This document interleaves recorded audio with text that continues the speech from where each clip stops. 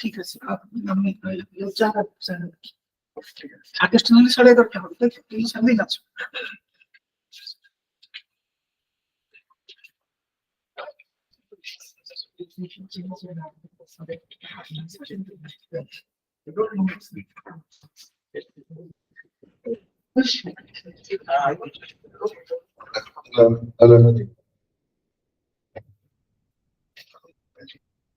Hello. Hello. Hello.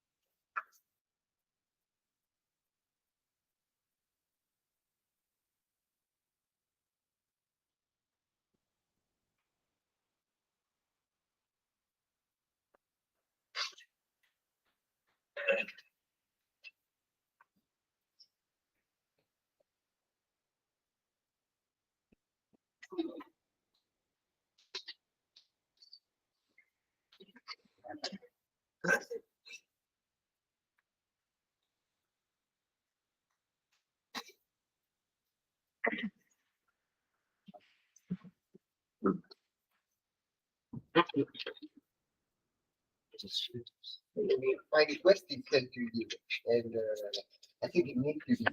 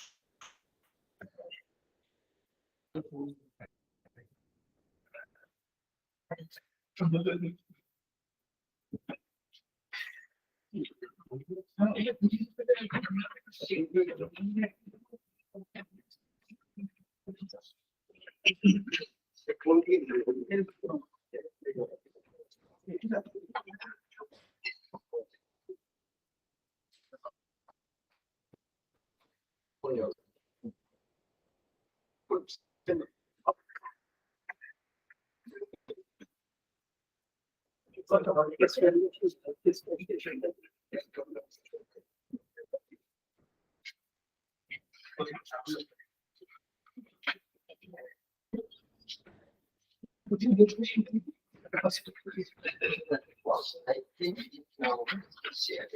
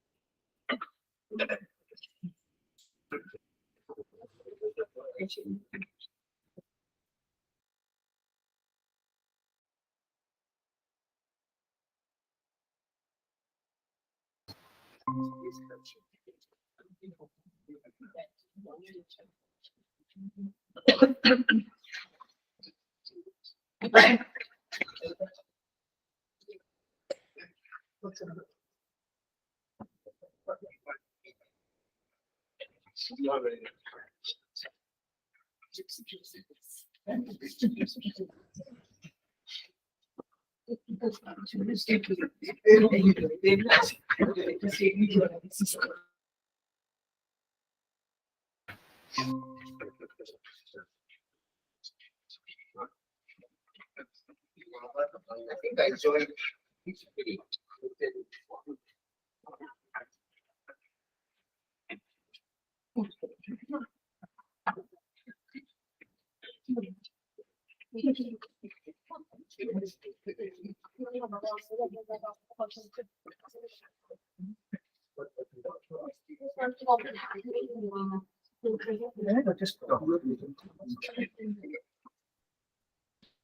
But then I want to make sure I can move you.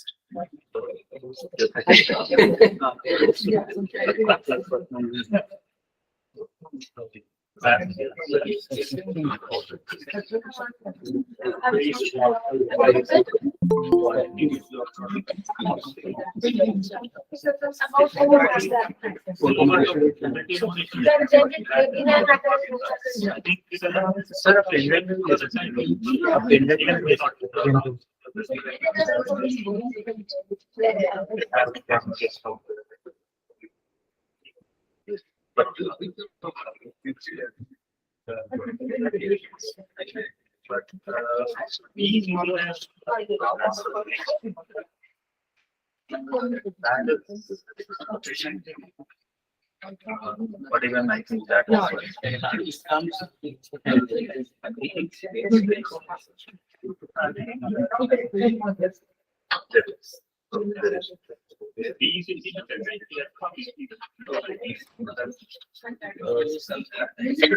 The common thing is that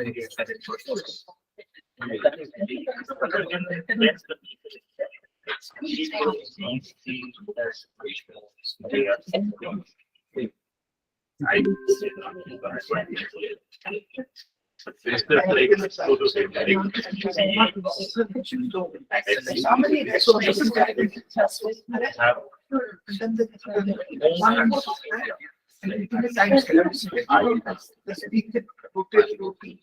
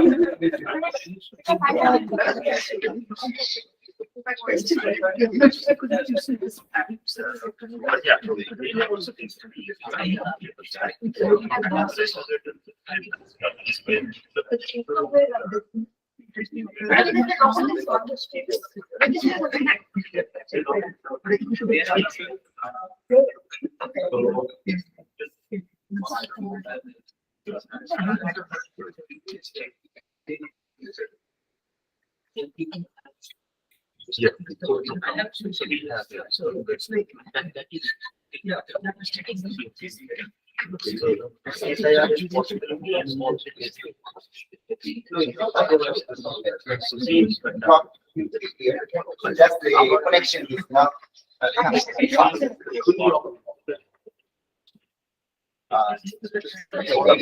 My talk will be after the class. Now, I will be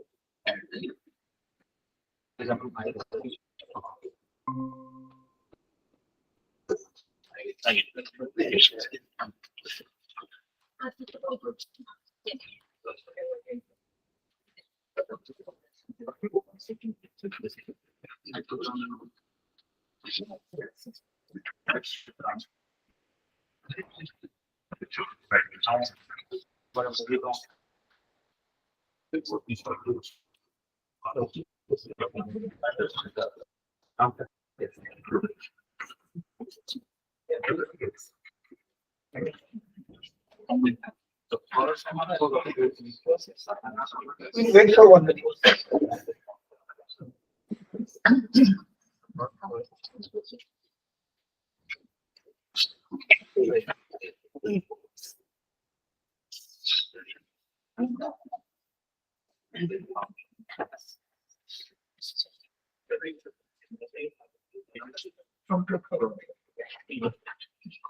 it's now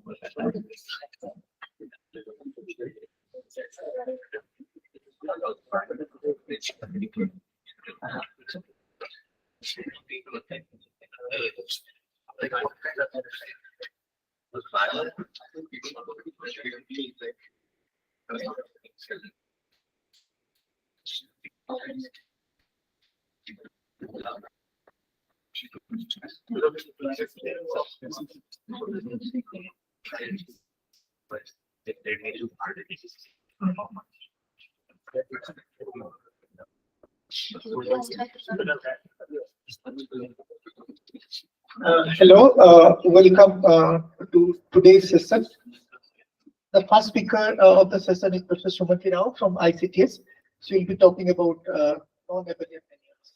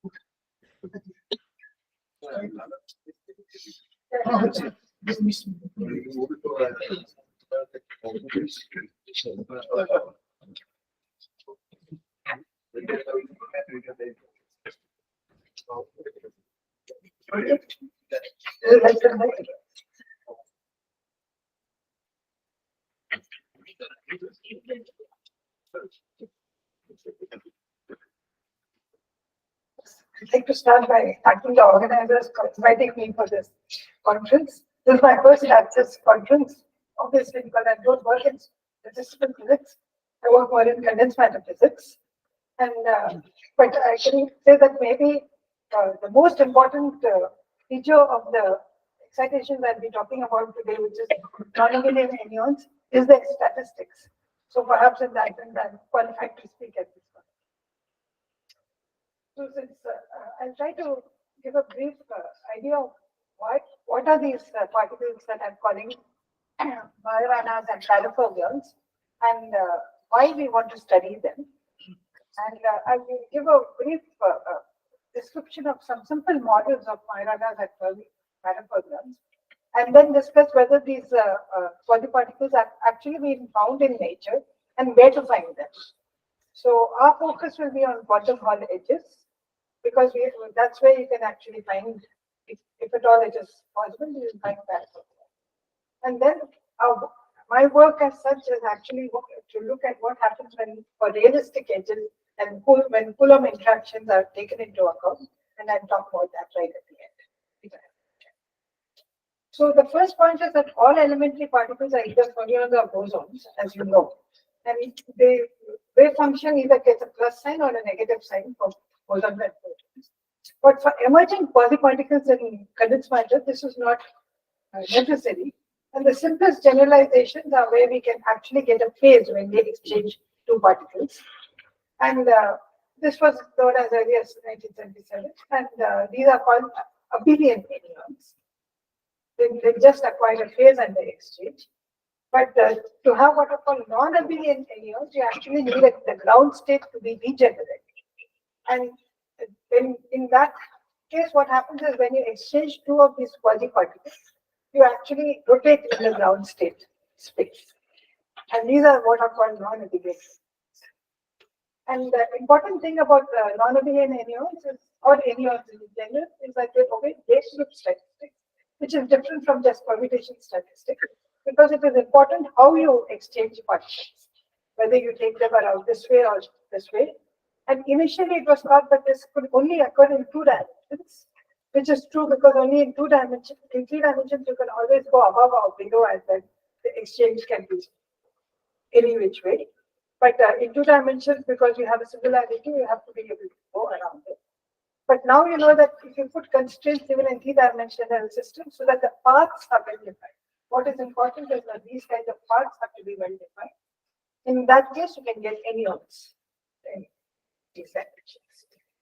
So again, another important point about the anyons is that if you have a many anyon system, you cannot deal with it just as you can deal with many fermion or many boson systems, because the entire history of what happens to the system is important. So even a simplest system of 3 anyons is actually a very complicated many-body problem, and it is very hard to solve. But now, so why are these particles important? As we'll see later, the Majorana modes and barofermions have a fractional charge, and they can be thought of actually as if they are pieces of the elementary fermions. So if you have different pieces of the elementary fermions at different places, what happens is that you cannot, you want to change their occupation. Any kind of disturbance at one place will not change the occupation of the full fermion. You need to have non-local disturbances. So this is something, because it is very highly stable. If you form a qubit from either occupying or non-occupying this fermion, then that qubit will be very stable, because it cannot be changed by any local perturbations. So this is the reason that it becomes very important to something called quantum computing or topological quantum computing. You can form very stable gates. And the gates are also implemented by exchanging and braiding of these excitations. And again, those things depend only on whether they're braided or not on details of the parts. So it becomes a very, depends only on global properties and not on local. So this is why it's a very relevant topological quantum computing. And I can think of a very simple model of called the Kitaev model for Majorana fermions, where I'll only describe it through pictures. You can think of the fermions at every site as being divided into 2 Majorana particles. They're just being divided into 2. And I can change parameters in the theory so that it actually, what you can go to another, the Hamiltonian is written like this. There is a model that is written with a hopping amplitude and a superconducting amplitude. This is superconducting because it does not conserve particle number.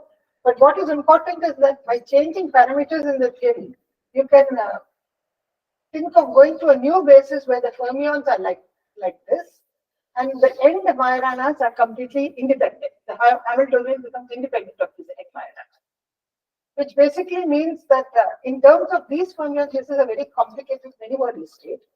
But it looks very simple in terms of in this basis, and the Hamiltonian is completely independent of whether this edge Majoranas are either occupied or not occupied. So you get a doubly degenerate ground state in this regime of the theory.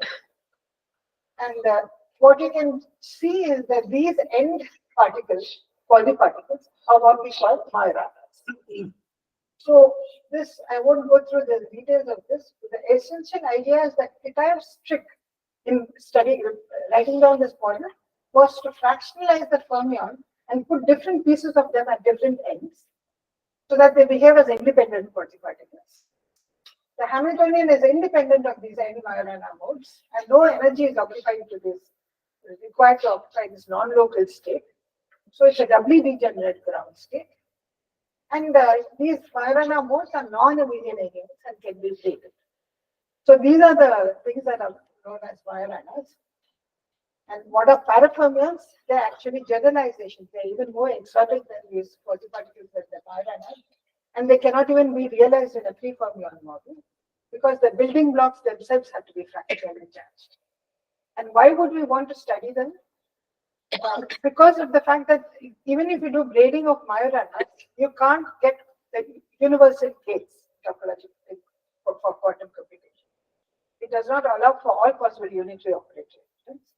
Parafermions is one step ahead of Majorana in the sense that it does allow for some kind of more unitary gates than are available with Majorana, but it still doesn't give you a universal topological quantum computer, for which you actually need something called Fibonacci. So just for those who are familiar, this is the, Majorana is just self-conjugate particles, but here this is the way these particles are defined. And it's only for n is equal to 2, they are Majoranas, otherwise they're called parafermions.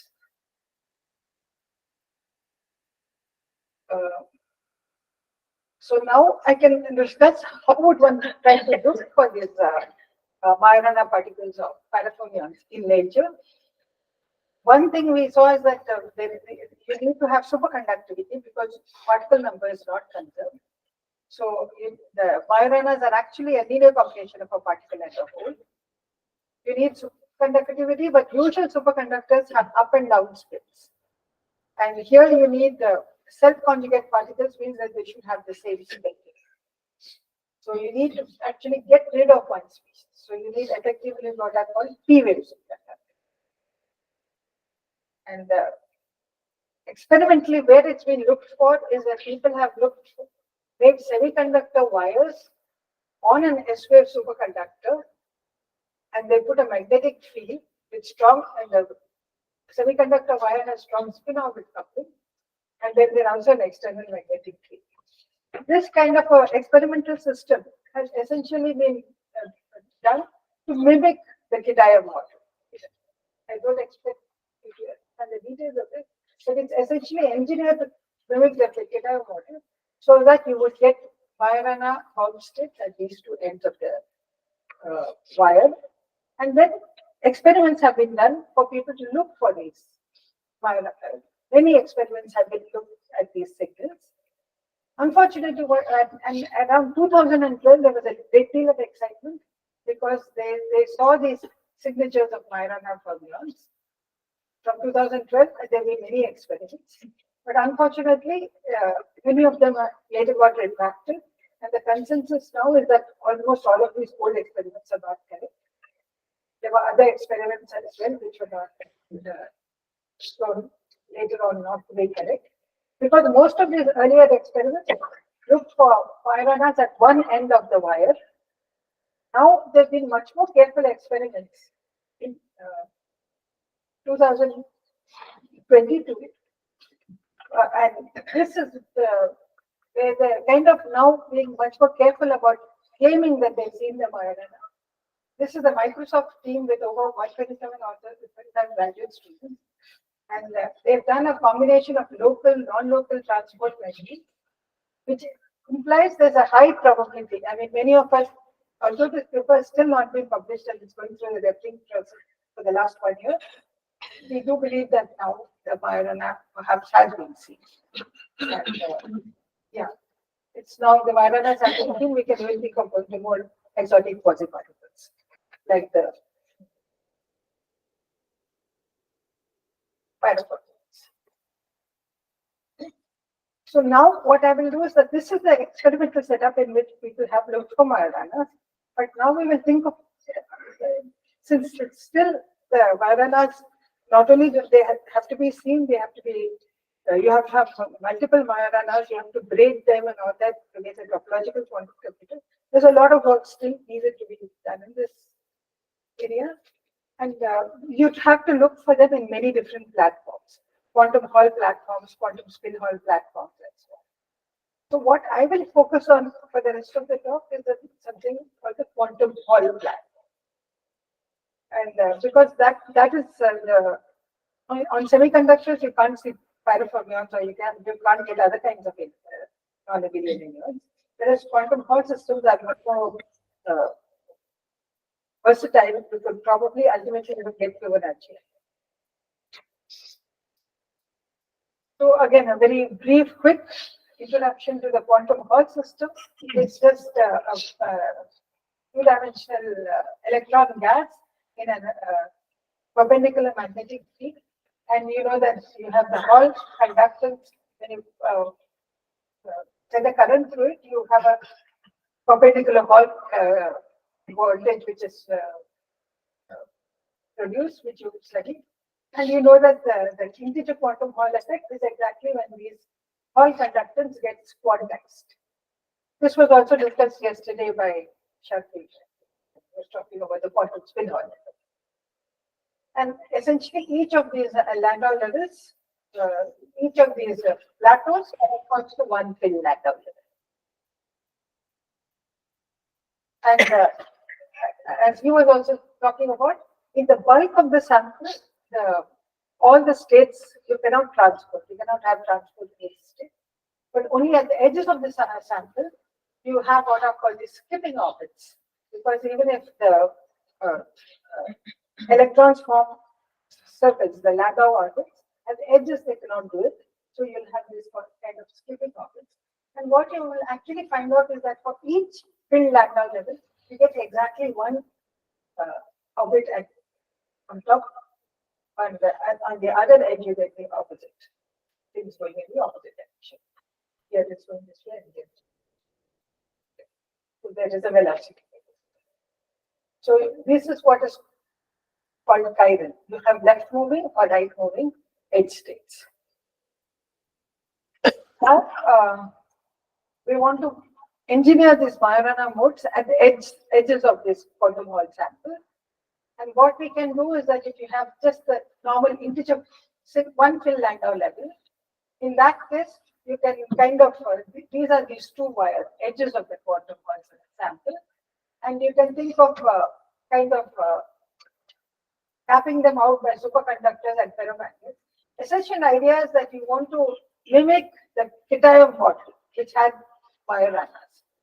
So by kind of engineering, what you're doing over here, you're putting in superconducting pairing correlations. You're putting some kind of, this is the analog of the Hopper correlations in the system, and it gets gapped out by these two. And then in the middle, you can get something which is called the Majorana. Again, the Majorana gets trapped. I can also think of it another way. I can think of the electron coming this way, getting reflected back as an electron. But at the superconducting boundary, it will get reflected back as a hole and go back. So this will form a bound state. It will take 2 cycles to get back to the original configuration. You go as an electron, come back as an electron, go as a hole, come back as a hole. And this bound state that you form, the analog of the ambiguous bound state between 2 superconductors, will give you a Majorana mode. You get 2 cycles to the and the generalization of that is again the reason that you also may have heard of the fractional quantum Hall effect, that you have higher magnetic field and then you can get the fractional quantum Hall effect. Not only do you get the plateaus at 1 and 2 and so on, you also get plateaus at 1/3, 1/5 and so on. This is again something very familiar, which is something called the fractional quantum Hall. And here, these gaps actually open up due to strong electron-electron interactions. And to get parafermions, you actually need, instead of integer quantum Hall samples, you would actually get them at the edges of the fractional quantum Hall sample. If you have something like a fractional quantum Hall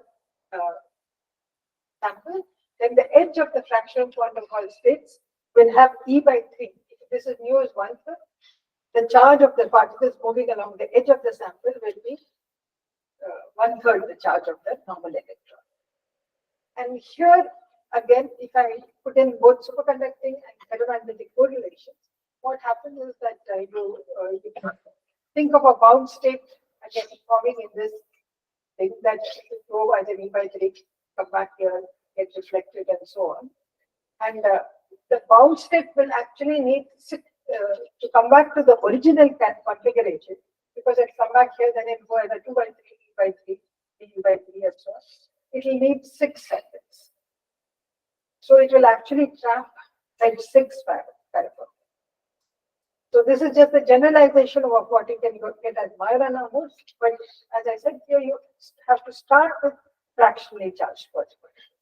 And this fractionally charged quasi-particles themselves get fractionalized to get reflexes.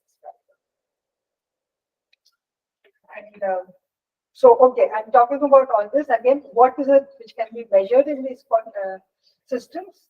It is something called the Josephson effect. This is again, the ordinary Josephson effect should be very familiar.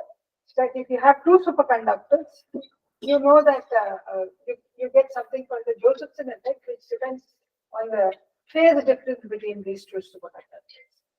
Right? There is a current which is dependent only on the phase between the two superconductors. This current goes as a periodic interval. Now, if instead of just having superconductors, you have what now I would call them topological superconductors. If you had topological superconductors here, then the topological superconductors have Majorana fermion modes at the 2 edges. I'd already told you that if there's a delta X and an MX, you get a Majorana here.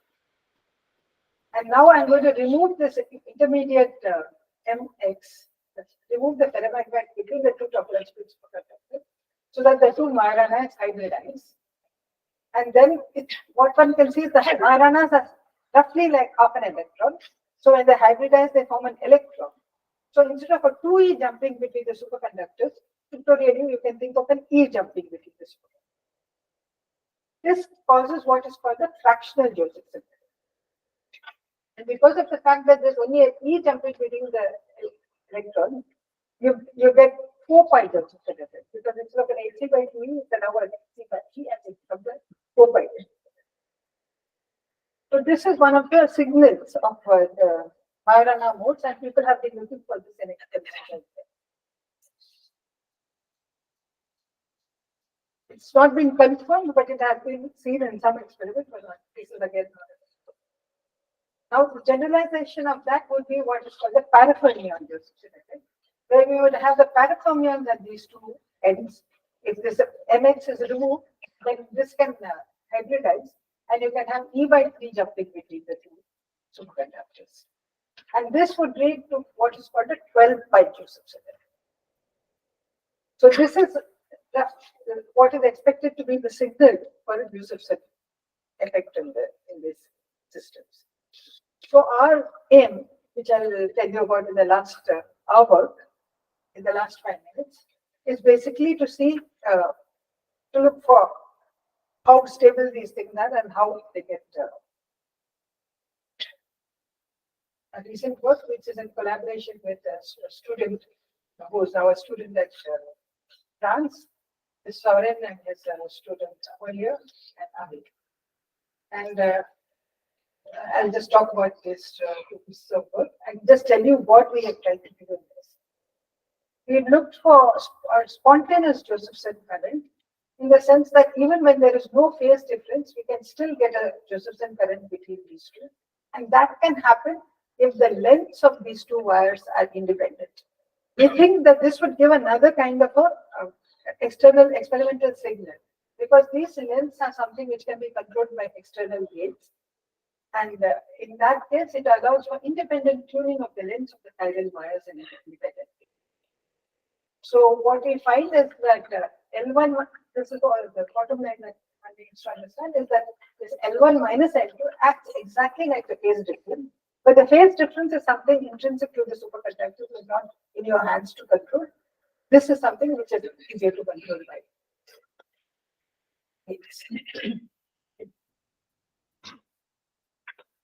And for parafermions, this is again something which can be done, but I won't go through the details. I just want to say that you get the same curves as before, but now as a function of L. And this length difference should be in the orders of tens of nanometers for graphene and 5 blocks. To explain what is the second project that I was talking about, I also need to tell you about one more thing which exists in the quantum Hall effect. I already told you about the edge states of the quantum Hall states, but it's only certain minimal properties of the edge, which is the Hall conductance, which is determined by the one. Other properties can actually be affected by the details, such as the smoothness of the edge potential, electron-electron interaction.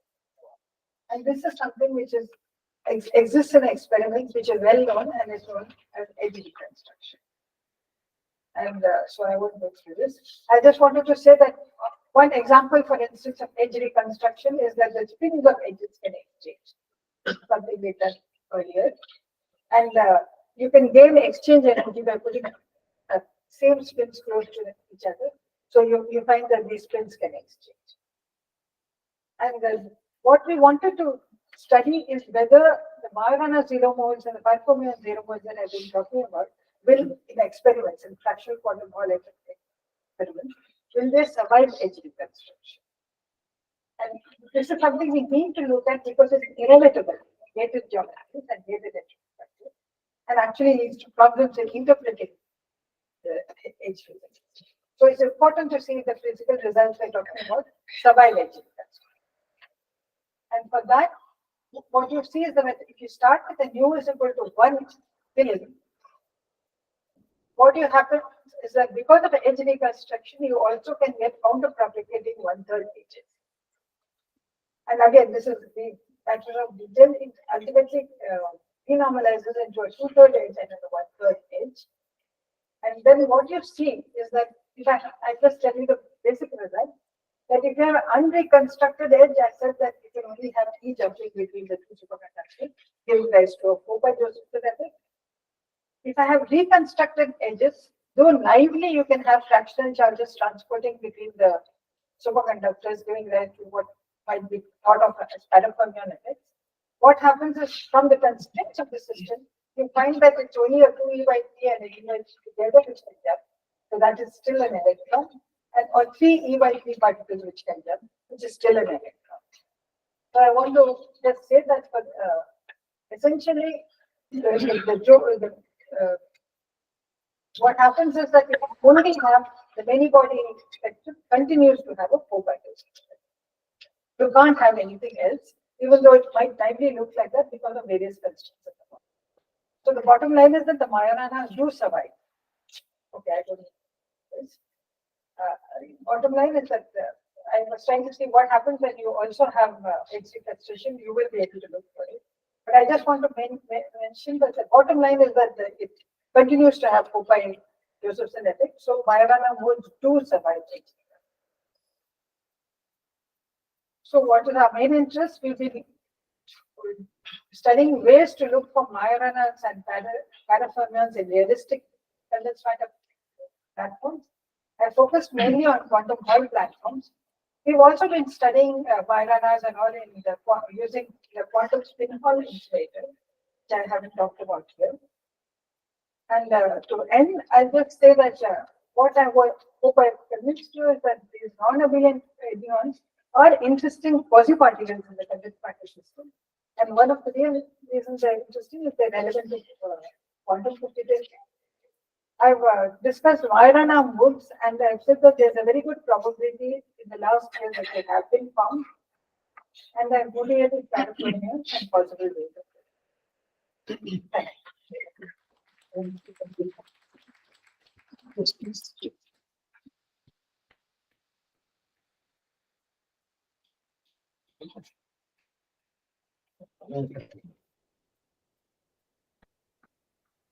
So just trying to understand the bound state formation. So you have a one superconductor and one ferromagnet. Yeah. So why do we need ferromagnet there? Is it sufficient to have only just one normal metal and a high barrier? Because I need to have some reflection from Yeah, there. the reason that you don't need to have a ferromagnet, it could be a normal metal as well. Because anyway, you have time reversal breaking through the magnetic field. I just call it a ferromagnet because if you didn't have a magnetic field, it would be a Thank you. So given that Majorana modes have been elusive experimentally, I want to know how difficult or challenging it is to see parafermions experimentally. it would be even more challenging because it is the fractional quantum Hall. Right.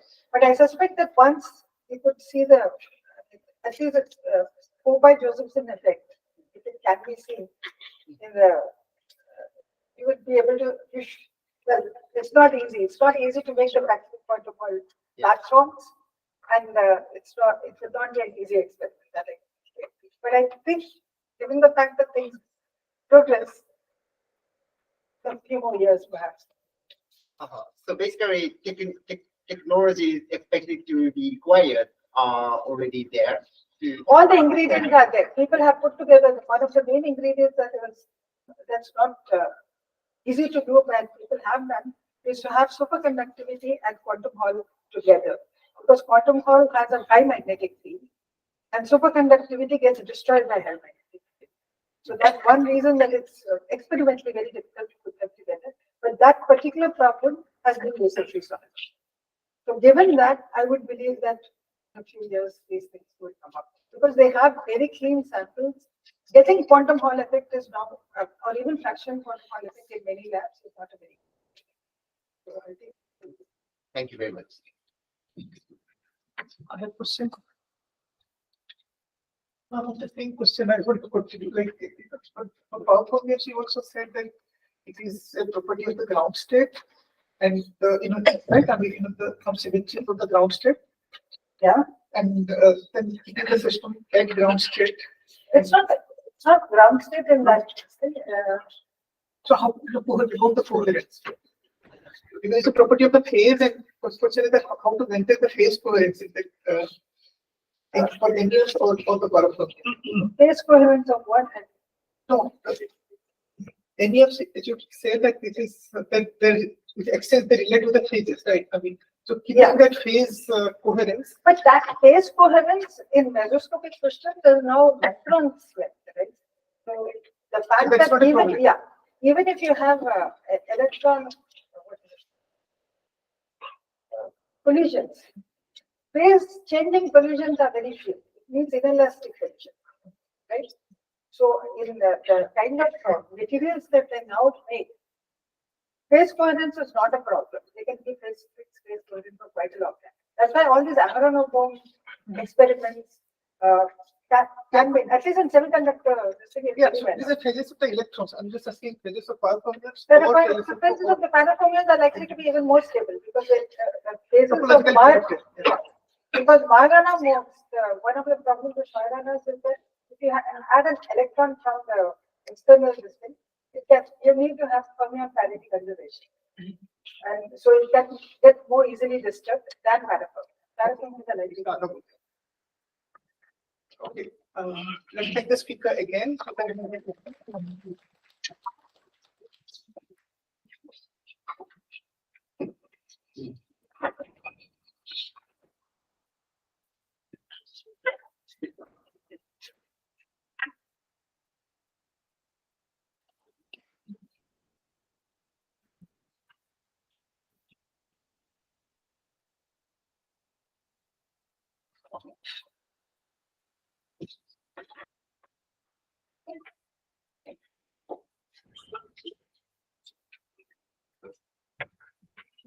Hello. So the next talk is so Abhishek Bhar again from ICTS Bangalore. Okay, so first I thank the organizers for this nice meeting, which I'm always waiting for. So yeah, in fact, I like Sriram. I also attended the first meeting in '92. I was still a student yet. Okay, so yeah, so I'll talk about this problem it's work done with my graduate student Rupesh Kumar, Srimant Mishra, who was a visiting student, and actually many of people here knowing, and my colleague also. Okay, so this is the basic setup which I try to motivate why it's interesting. But let me just explain what the basic setup. So it's basically a set of coupled oscillators, and so this is the Hamiltonian. So like the harmonic chain, and then there's some on-site enhancements. So this is like to go to a museum, you see a bunch of oscillators, pendula hanging, and you drive it at one end and see what's happening. It's exactly that. Okay, and then it's periodically driven, and so the drive is at only one end. Okay, so you have this bunch of pendulums, let's say, and you're just jiggling this end, and you want to see what happens, like is there transition across the chain of oscillators. Okay, so what I will look at are various cases. So there's some dissipation at this end, and there's some dissipation at this end, and you can also put in noise. So I will look at various cases where there may not be any noise. So the noiseless case is like completely deterministic system. But then I will also look at the effect of noise and so on. Okay, so basically what we want to do is we are taking this chain and driving it periodically with some. So there's a frequency with which I drive, and there's the strength of the driving force. So these are the important parameters. And then these are N oscillators, right? So the system size is the N. So these are the three important parameters in the system. And I want to just ask, so what I expect is that there should be some energy flowing this way, right? So there's drive this way, and there's some dissipation. So energy should flow and get dumped into this end. Okay, so I mean, if it was just a bunch of harmonic oscillators, supposing this nonlinear term was not there, then what do we expect, right? So there, I mean, what you expect is that if it's a harmonic chain, then it has normal modes. So these are the like the guitar string. There are some modes in which it can vibrate. Right? So they're the normal modes, and if you drive at one of those frequencies, the resonant modes, then you expect energy to transmit. If you are outside the allowed mode, then you expect no transmission. So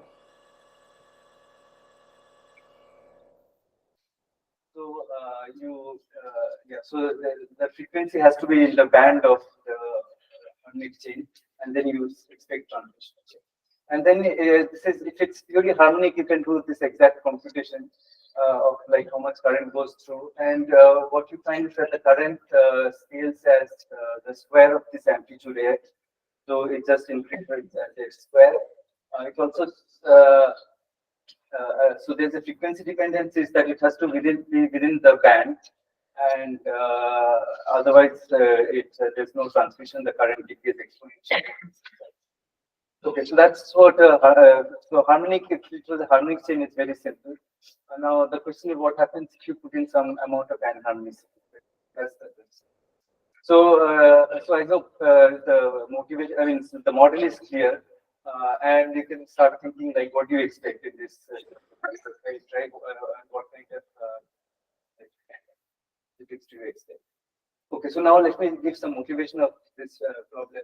So, so this is one experiment that was run in 2017 by this group of so the experiment is like you. So this is the sort of schematic. Mike.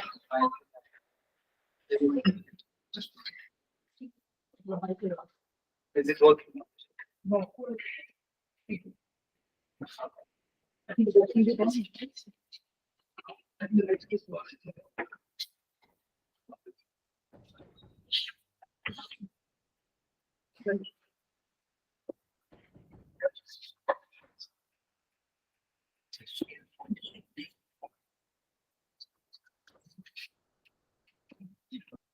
Okay.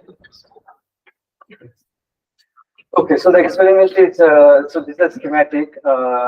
So what you see there is there's a line along which you there are a bunch of. Okay, so this is the setup. So you have a bunch of cavities, and in the cavities you have some qubits or some basically it's a nonlinear oscillator. So the photons couple with this the cavity this qubit. And in effect, what you have is like that some sort of interaction is generated between the photons. So normally photons don't interact, but because of the presence of this nonlinear oscillators, they start interacting with each other. And then the experiment is basically you have this chain of this cavity, and that's the So this is the chain. So you have I think around 75 such cavities, and you just send light from this end, and you look at the how much is transmitted out of at this end. So now you can change the frequency of the light, and you can change the amplitude, and you want to see how the transmission across the system.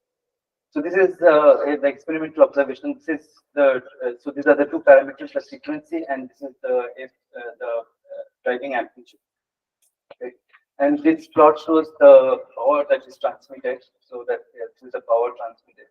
And what you see is that as you if you are at any fixed frequency, if you keep increasing the driving strength beyond some strength, there's no transmission. So there is a sharp drop in the transmission as you keep increasing the driving strength. Okay, so this is different from, if you remember, the harmonic oscillator was very different. There I said that the transmission increases quadratically with the driving force. But here you suddenly see that the transmission goes down. Right. Okay. So this is one of the experiments, and there are several other experiments, similar experiments, which have been done. So the one sort of theoretical model that has been written for this kind of experimental setup is 1D post-Hubbard model with drive and dissipation at the ends. So the model is okay. So you have some interaction between the photons.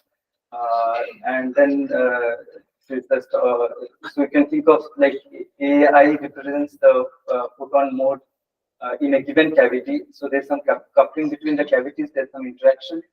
And this term represents the drive at just the left end. So the now these equations you can either kind of write some Lindblad equation and try to solve it quantum mechanically, but you can also do a semi-classical analysis which gives you some set of equations which look like this. So alpha is basically kind of if you look at the expectation of these fields AI, then that's alpha, and they satisfy this kind of equations. So here again, I mean so this is just swapping between the different sides, and there's some nonlinearity, and this is also some on-site potential. And then at the boundaries, you have some drive, and then there's some dissipation, which is this term. So there's dissipation at both ends, and there's a drive just at one end. So this is the kind of model that was used to understand this experiment. And already in this semi-classical level, you find some interesting result. You, in particular, you see this transition. Okay, so okay, so these are different driving forces, and you find that for the three different driving forces, you get the same current, and then as you increase system size, there's a sudden drop in the current. So there's a kind of transition as you increase the system size. There's suddenly the current changes, and the current also changes when you. So I mean, if you increase the force, it stays constant for some time, and then suddenly it goes down. Okay, so. Okay, more recently, this another version of this model has been studied, and this is what I will mostly talk about. Okay, so this is by this group of Abhinav, Prem, Devul, Chandini, and Shivaji Sonji, and they sort of again trying to think of the same experimental setup. They looked at this model, which I wrote right in the beginning. So so you have like fourth order nonlinearity in potential. So this is the force coming from the nonlinear part, and otherwise you just have harmonic change. Right? And then there's dissipation at this end, which is this term, and there's a driving at this end. And so these are the parameters, like I said, the driving frequency, the driving force, and then the system, the size of the chain. Okay, so there's dissipation at both ends, drive at only one end. Okay, now, so these are the important parameters. So the other thing to note is that if you just look at the harmonic chain, then it has, these are the allowed modes of the harmonic chain. So it forms a particular band. And to get any current, even in this nonlinear system, you need that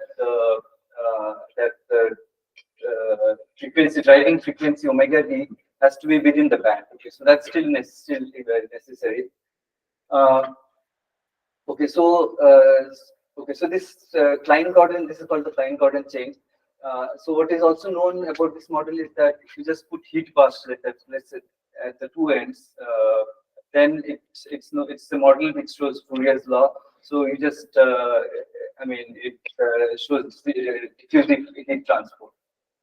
Okay, so that is with if you had just noise and dissipation at the both sides, which is like thermal paths. But now with this kind of periodic driving, so naively you might expect that a periodic driving, in some sense, it should mimic a heat path, and that one naive expectation would be that it should still be like diffusive transport. Right? Okay, so now what these people found in this model was quite some really interesting results, and so this I'll try to now explain. Okay, so basically the non-equilibrium drive leads to energy current J, and so you have some sort of non-equilibrium steady state, and there's some current J. And what we'll find is that there are some very interesting transitions as we change the value of the driving force, which we already discussed in the experimentation. So this is what they found in this system. So this is the heat current, the energy current going across the chain in the steady state as you increase the driving force. Okay. So at small driving force, it behaves almost like a linear chain. The anharmonicity is not so important, and it increases kind of quadratically with the driving force. And then at some beyond some force, it just increases. So the current is completely does not any longer increase with the driving strength. So here I show the current versus force for two different system sizes. For system size 100, this flat region just continues for a very long time. You don't see any transition. For a bigger system size, what you see is that beyond some critical force, there's a sudden drop in the current. Okay. So then it goes to a kind of different state, and in fact, after that, the current starts falling with increasing force. Okay, so yeah, so this was the sort of interesting result, and then they also looked at the effect of what happens to change the frequency and so on. So if you increase the frequency too much, then this range where you see the flat region comes kind of shrinks. While at other frequencies you might have at lower frequencies you would have a bigger range. Okay, so now the question is what is happening in this flat region, right? So what these people found is that in this flat region, so in general, like if you have a nonlinear system, you expect that it should get into a chaotic state, right?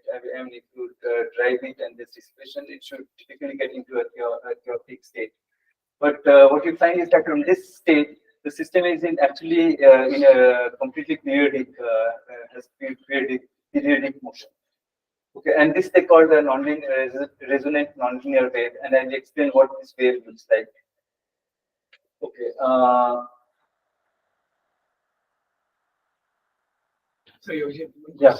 So this first transition, does it correspond to loss of those normal modes?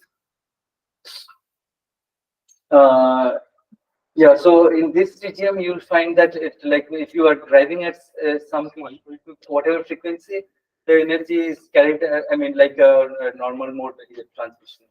So now here is loss means you don't see this growth, right? Which means it's no longer in the it's not behaving like a harmonic chain any longer. So in that sense, it is a loss of the compound. Okay, but what does this solution look like? Okay, so now, I mean, if you just observe numerically, what you'll find is that in this state, if you are in this regime, then each particle is just doing a harmonic motion. Okay, and then there's some it's harmonic, but there's some phase shift between different particles, and the solution is more or less looks like this. So, every oscillator is oscillating at this at the same frequency as the drive, and this amplitude here, there's a constant phase shift as you go to different oscillators. So this is what you find numerically the solution looks like. So now, if you just plug in this answer solution into the equations of motion, and so I mean, normally if it was a harmonic oscillator, this would satisfy it exactly. But now you have cubic terms, so they will generate higher harmonics. Okay, and so if you drop the higher harmonics, then you get some sort of nonlinear equation for these edges. And so this is, if you look at this equation, this is in the bulk points, and these are the boundary points. So in the bulk, you have this set of equations for these amplitudes, and you can just solve these equations, and you find that the solution looks like this, where this amplitude is given by this. And once you know how each of the oscillators is moving, then you can compute the steady state current, and then it's given by this. So here you know almost everything except for this phase shift, which is important. So all the oscillators are not moving at the same phase; they are out of phase, and this K tells you how much out of phase they are, and that gives the steady state current. Okay, so yeah, so if you one other interesting thing they found is that if you look at the temperature profile in this system, right? So I mean, temperature means if you just look at the local kinetic energy of each particle, then you find some profile. Okay, so if it says, yeah, K is not 2 pi by number of oscillators. K is not 2 pi by. It's something which is actually very hard to estimate. It's contained in these equations. If you solve these equations completely, which we don't yet know how to solve analytically, but numerically, if you solve, you can get K, extract K out of it, and but you don't know how. It's a small number, but okay. So so if it's a small change, then you find that the temperature inside is almost flat, because just now I said that every particle is just oscillating at a fixed amplitude, right? So if you look at temperature, which is just Pi square average, then it's completely flat. Now, as I increase the system size, I already said that the transition kind of goes away, and you get into a chaotic phase, and then the profile looks like this. So it might you might wonder whether, for example, now you recover Fourier's law and so on, and indeed you find that the current now goes as 1 over n. So till some system size, you find the current is completely independent of system size. It's ballistic transport. But if you increase the system size even more, then you find some decay. So the current decays as 1 by n for large system size. Okay, but even in this regime, if you ask, like, is the system in kind of a local equilibrium state, you find that that's not true. So if you look at the velocity distribution of the particles out here, you find that it's highly non-Gaussian. So here I plot the kurtosis versus system size versus the position of the particle. And particles out here are have highly non-Gaussian distribution, while particles at this end are they are in local equilibrium. Okay, so now okay, there's another sort of related work by these people where they look at almost the same thing, but it's instead of a deterministic this Hamiltonian model, they look at a model where you have some stochastic dynamics, and they considered a slightly different drive where the drive actually scales as 1 by d10. And in this case, what was very interesting is that they find that Fourier's law is satisfied, and in fact, you have a diffusion equation with slightly mixed boundary conditions. So this is what was proved. Okay, so I'll now tell you what the sort of interesting thing that we found.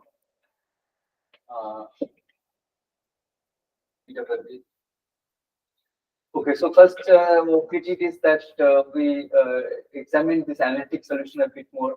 So, what was seen is that this solution already, I mean, is a sort of a good guess for the motion of the in that particular flat regime.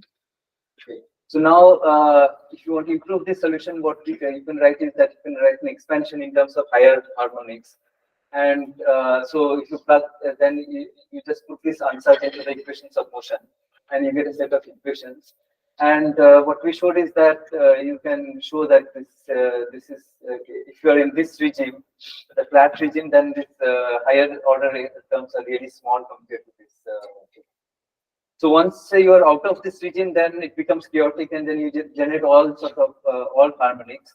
But in this plateau regime, I mean, just one frequency dominates it. Okay, and so we actually did solve this equation numerically, and what you find is that the profile looks like this, and so this at this level, it's already a very good approximation to the exact numerics. So this is something that we established.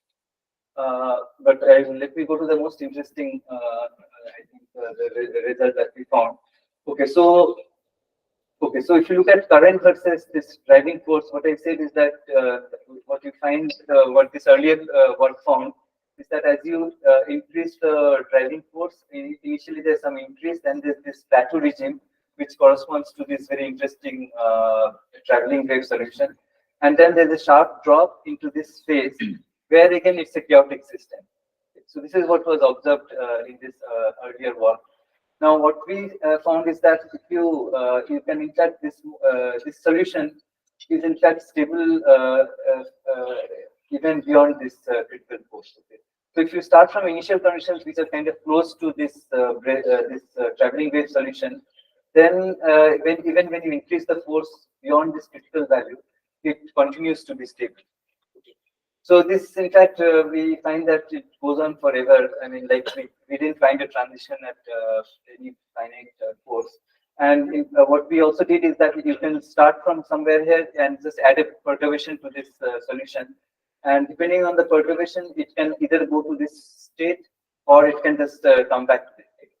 So we find that the critical perturbation needed to take it to this state is in fact quite large, and it doesn't seem to it doesn't seem to vanish even for even in this field up to 40 volts. What kind of particle? So okay, so you have this periodic solution, and let's say for every particle you just add some random noise, right? In the initial condition, right? And then if it's depending on if it's large, then of course it goes to this chaotic solution. But if it's small, it just comes back and just does that. Okay, so now what this means is that in this regime, of course, you have actually two possible solutions. Okay? So there are two attractors of the dynamics, and it can go into either of them depending on initial conditions. Okay? So which is really very interesting. Okay, so the other thing that we looked at is, so usually if you have dissipation, it means that you will also have noise. So then the natural thing to do is include noise at both the ends. Okay, and then what happens? Okay, so now noise means the strength of the noise is specified by the temperature at the boundaries. And what we see is that if the temperature is below, of course, this is what you see. But as you increase temperature, it seems you still have this flat phase at small temperatures. At high temperatures, you lose the interesting phase. Okay, and then more interestingly, what we find is that even at final temperatures, you can extend this regime to beyond this critical point. Okay. If you choose initial conditions here. Okay, so which means that you have a kind of a system with noise and dissipation. So it's you can write a Fokker-Planck equation which has so it's like a Fouquet system. And naively, you would expect that it should have a unique steady-state solution. But at least from here, you see that there are actually two possible solutions of the Fokker-Planck equation. Yeah. You said choosing the initial condition carefully. Right, yeah. What actually mean? Okay, so supposing I know what the Taylor solution looks like, right? So if I start from that solution, that is like if I can start either from random initial conditions, in which case I'll go to this state. But if I start my initial condition from this state, then I'll stay here. And then we can also try perturbing this, but it still comes back to it. So that's the try. Okay, so there are some interesting results about temperature profiles in the high noise case where you really apply a lot of noise. Okay, so maybe I won't go into this, I will just summarize.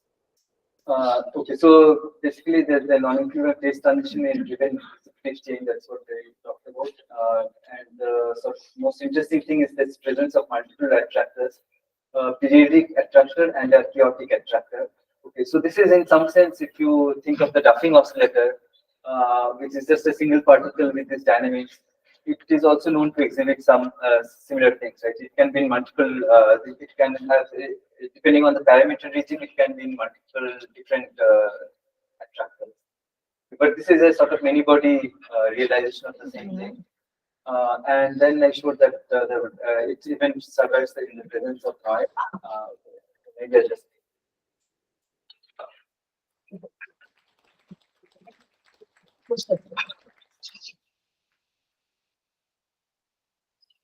This Fermi-Costa-Ulam problem also has this traveling waves, right? Yeah.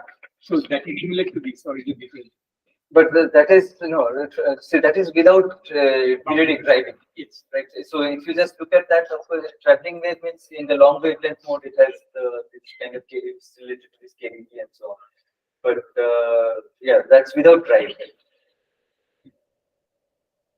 Right. So, why does the current go to zero at very large driving amplitude? At very large driving amplitude, okay. So, I mean, okay, so if it was harmonic chain, like I said, it will just increase. But if it's an anharmonic chain, if you drive too hard, okay, then it's like putting, in some sense, a very high temperature at the center. And if you put a very high temperature, then if you just look at the thermal conductivity of this chain, I mean, that in fact goes down as increased temperature. I mean, that's the property of the of this model. Like, so therefore, you expect that the current should go down. And another question is, like, if you had another drive, say at the other end, then do you expect still these modes to be there? If you, that's hard to say.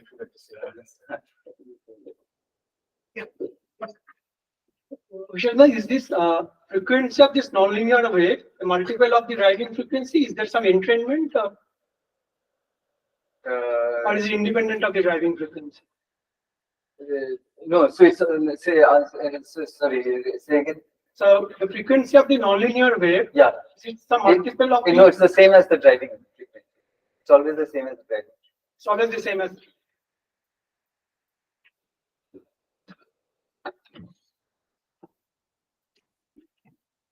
I was just curious, do you get hysteresis in the plots that you showed? No. I mean, yeah, so that's a natural thing to expect hysteresis. But in this system, we don't see hysteresis.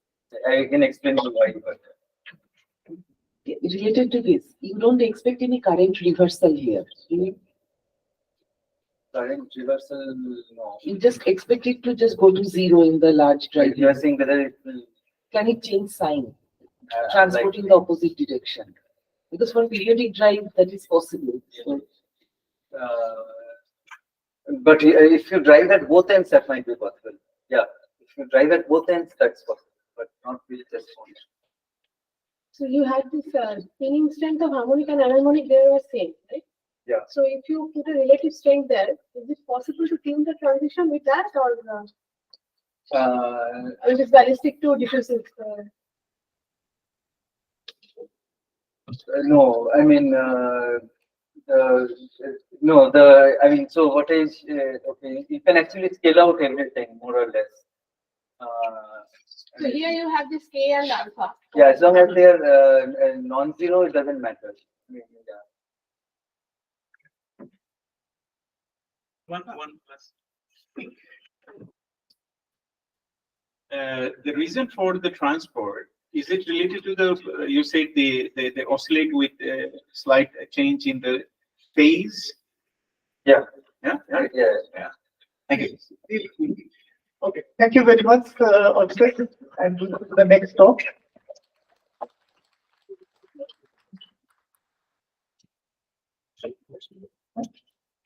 Next up.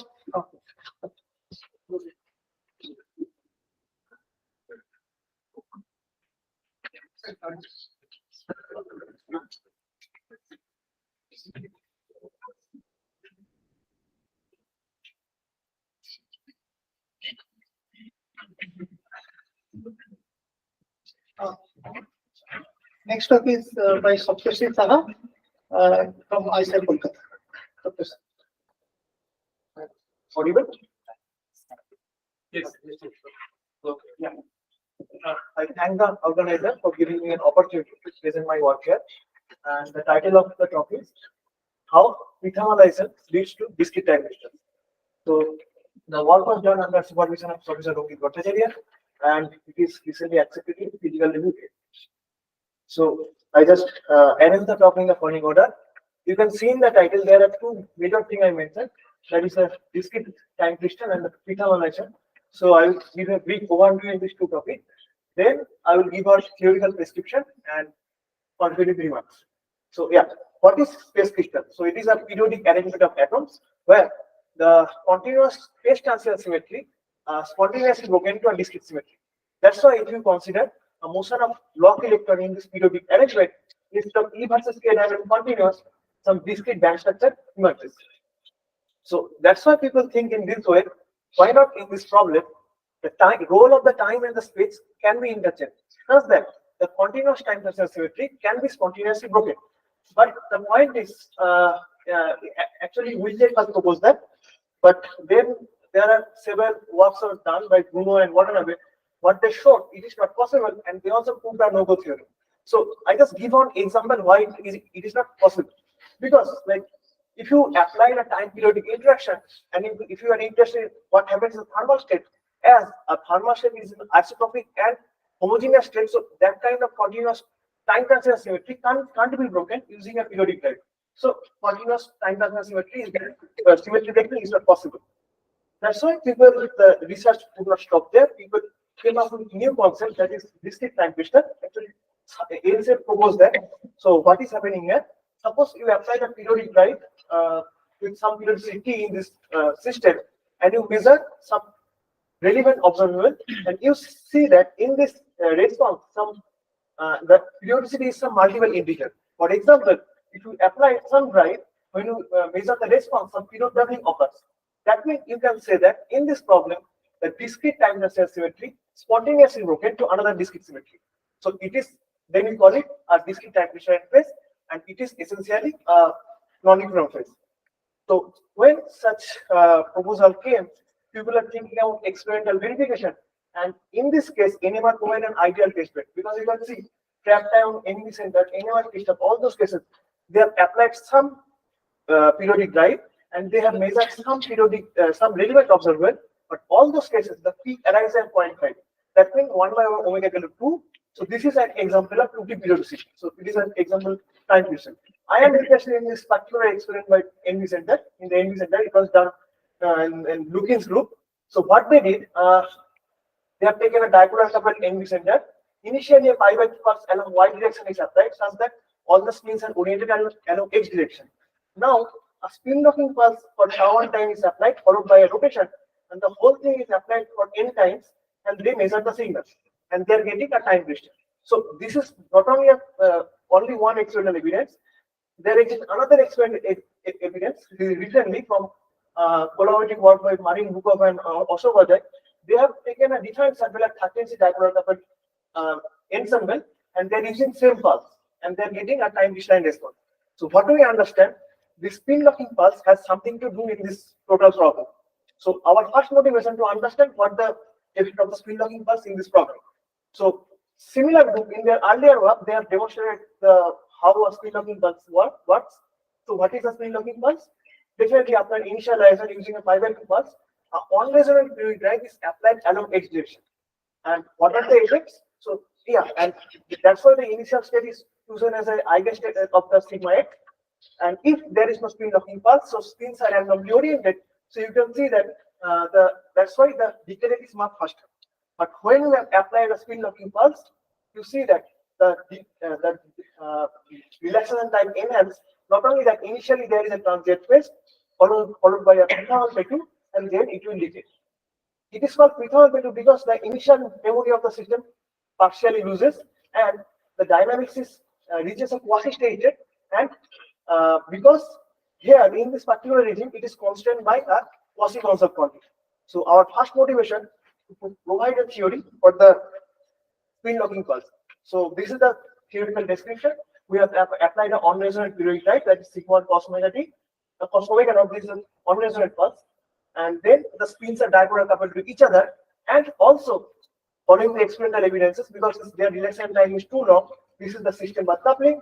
So we assume omega 1 and omega d much larger than omega s. So and for the dynamical equation, we have used recently proposed fluctuation regulated quantum master equation. So what is the new in it? That d term, it is the general Lindbergh term that is coming from the system path coupling. But along with that, there are extra source of dissipation in this problem.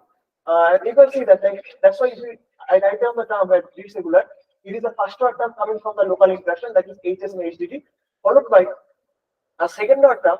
It gives us some extra source of dissipation, and the tau c is the fluctuation correlation time scale.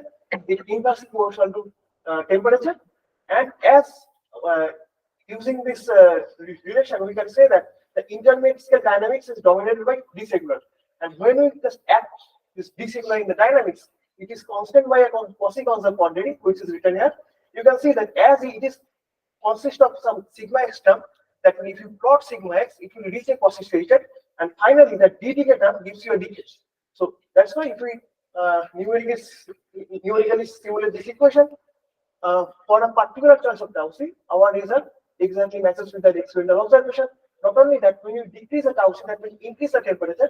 This plateau region it becomes shorter and eventually vanishes. So what we claim here, that the higher tau c will get a long-lived methanol state, or lower temperature will get long-lived methanol pattern.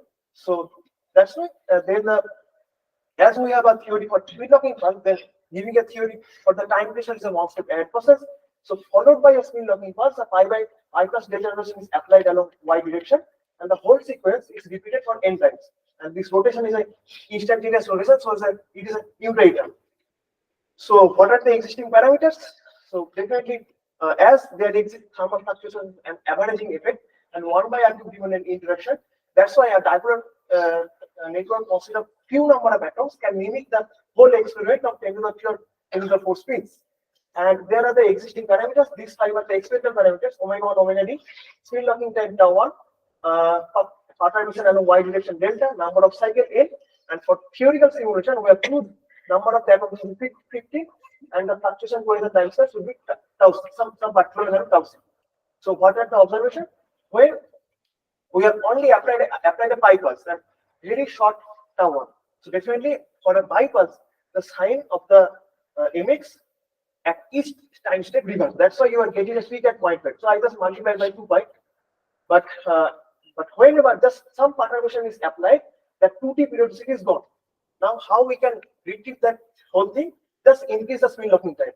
So for a larger tau 1, and again delta not equal to 0, we are getting a single peak, but the decay time now is much faster, because, and this particular observation again matches with the experimental result. This is plotted for similarly delta equal to 0.03, and they also find the heating rate of this curve is proportional to delta equal to 2.1. So to what is happening here, to understand it, again we plot the Fourier spectrum by varying tau 1. We see that for a larger tau 1, it is more stable, and we also plot the FWHM of the Fourier spectrum by changing delta, and that FWHM is proportional to 2.267. So initially this was 2.1, so again it just matches with our theoretical result. Now what is happening, when we apply the spin locking pulse, the dynamics is confined in a relevant subspace where mx belongs, and all the other subspace they will decay. But when you apply the imperfect rotation, the dynamics start to evolve in the irrelevant subspace. That's why you have to again apply the spin locking pulse. What it does, it just decay the whole thing and stabilize mx. But in this process, mx decays because some of this population is shared with the irrelevant substance. That's why it decays slowly. Now again, matching with this experimental result, when only spin locking pulse is applied, that means there is no y pulse, so prethermalization occurs, and in this prethermal regime, dry response and the Hamiltonian they are in the same place. That's why you are getting a peak at 0 and 2 pi. Similarly, when you apply a nearly pi pulse and a y direction, period doubling occurs, and you are getting again a peak at 0.5. And again, this experimental, our theoretical simulation matches with the experimental results. And finally, what was additionally we did the temperature dependent. We already know that this kind of non-equal phase, they are more stable at lower temperature. So we just vary the tau c, which is inversely proportional to the temperature. For higher tau c, that means the lower temperature, it is stable. But when we decrease tau c, again the single peak from a single peak we are getting 2 peaks. So the 2D periodicity is gone. And similarly, the pre-thermal consistent state is proportional to omega 1 by omega t whole square. So here we can claim that larger drive state and lower dipole coupling state, they are matching with each other. And in that particular case, this DTC response is more stable. So finally, the take-home messages. So we are providing an alternative theoretical prescription of this experimental work, and we see that a long-lived pre-thermal technique is exactly stabilize the period doubling response. And one thing also mentioned by Chemani, it has some differences with the flow time system, because when you use pre-thermal step, as it has some finite lifetime, that's why this kind of experimentally observed pre-thermal discrete time system, they have finite lifetime. And definitely we also find that it is robust at lower temperature. And definitely, as we have a theory for the pre-thermalization, and now we also get some success in explaining this time discharge response. So definitely the future goal is to attempt this problem, quantum synchronization problem, in presence of the distributions. Thank you, speaker. Questions?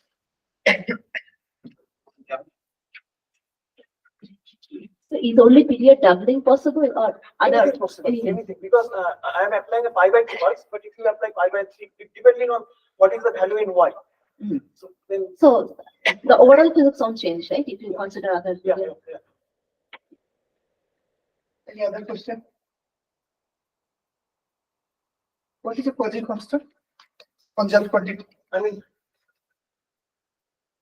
like in this particular diagram, you can see that. How to define it? Okay.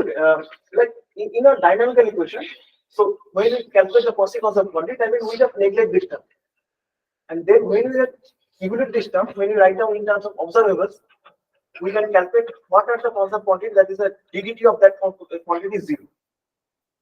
In that way, like actually it is a low variant when it has a more than 1 0 eigenvalue, that means it has a constant quantity, and that is in that way we get the notion by calculating the number of eigenvalues by calculating this. When it is a more than 1, then definitely there exists a constant quantity. Any other question? Okay, in that case, let's thank the speaker and go to the next slide.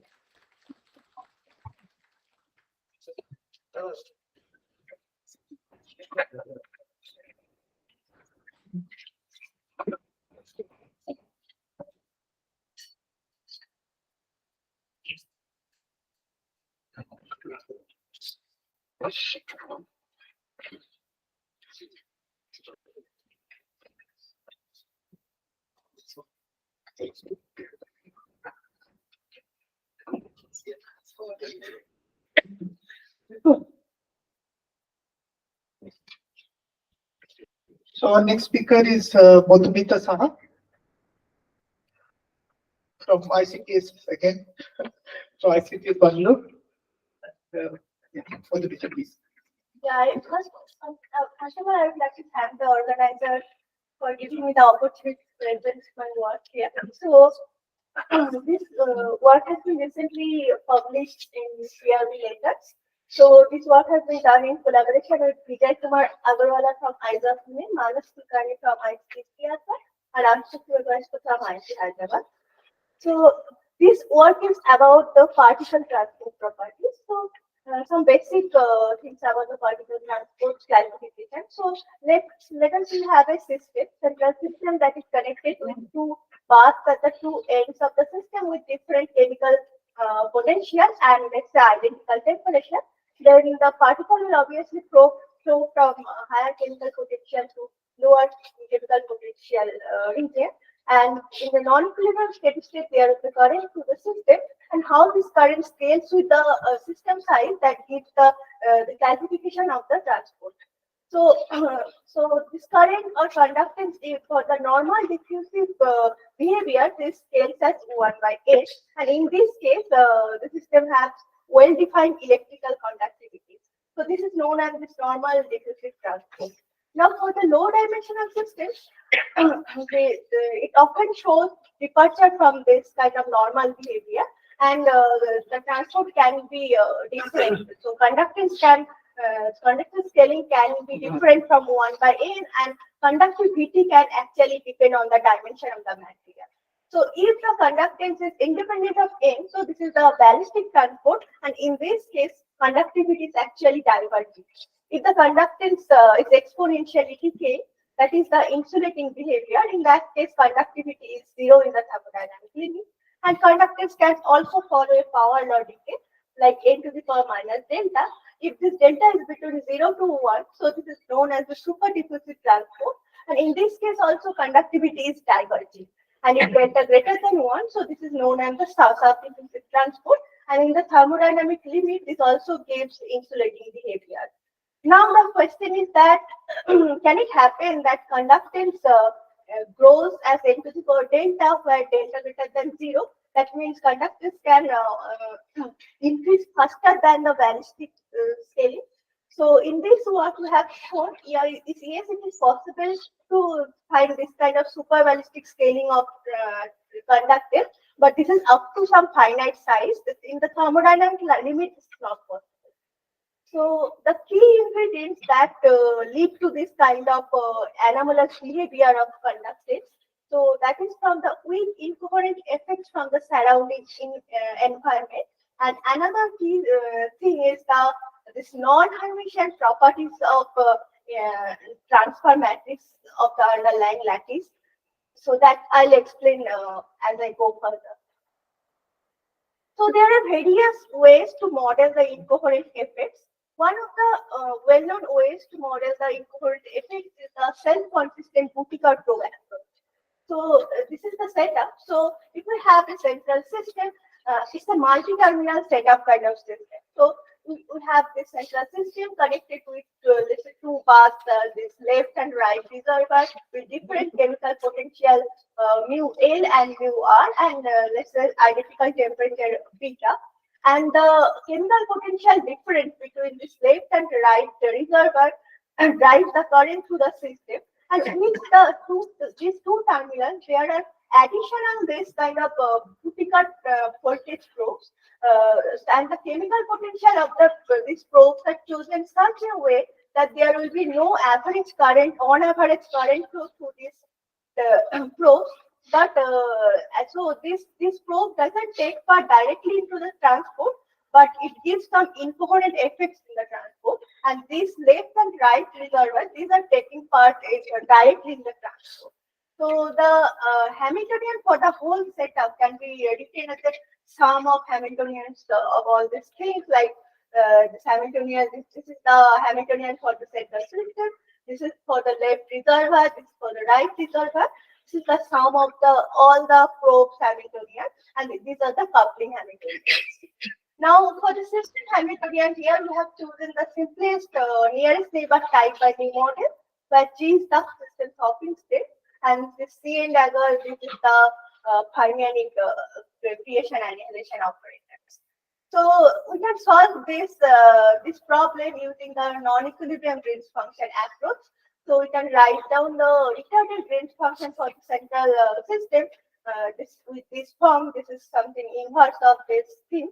Yes, HC, the single particle Hamiltonian, is a non-interacting Hamiltonian. So this HC is corresponding to the single particle Hamiltonian of the central system, and all these sigmas are the self energies matrices due to the left reservoir, right reservoir, and all the probes. So these are the matrices with only one non-zero diagonal element, so which we have considered its energy independent. We have considered the wide band limit actually here. So now in the linear response regime and at the zero temperature, in presence of these Bootikar probes, we can solve the conductance exactly, and the conductance can be written in the sum of two terms. The first term is for the direct transport from the left reservoir to right reservoir, and the second term includes all the processes through the probes. So this gives actually the incoherent effects. So in this seminar paper, so they have shown that for the short-range system, for any value of tau p in the thermodynamic limit, this term leads to the diffusive transport behavior. So in absence of probes, if the transport is slower than diffusive, that is such as that localized systems, or if the transport is sub-diffusive, then with probes it becomes diffusive. So environment or this incoherent effect is actually assisting the transport. And if without the probes the transport is ballistic or super diffusive faster than the diffusive, then in these cases environment is actually suppressing the transport. So in this work, we are seeing that if we fix the chemical potential at the band edges of the clean system, then ultimately conductance will show the diffusive behavior. But before reaching the diffusive limit, conductance will show some anomalous increase of conductance with system size. So this is the main result of the paper. So before understanding the incoherent effects, let's see the conductance behavior at the band edges of the clean system in absence of this kind of Bootikar probes. So in absence of Bootikar probe is a two-terminal system, the conductance is nothing but the transmission probability from first side from the first side to last side. And it can be written in terms of this non-equilibrium Green's function 1n element square, and this conductance is nothing but 1 by some delta 1n square. This delta 1 is the determinant of this submatrix, and as we have considered this nearest neighbor model, so this is the determinant of tridiagonal matrix. And the determinant of this tridiagonal matrix can be calculated using the transfer matrix tools. So this equation states that how we can calculate this determinant using the transfer matrix. So it's something, this transfer matrix to the power n appears here. So all the strength energy terms are system size independent. Only the system size appears here in the power of this transfer matrix. And this transfer matrix for the nearest neighbor model has this form, which is a 2 by 2 matrix, and it is inherently non-Hermitian.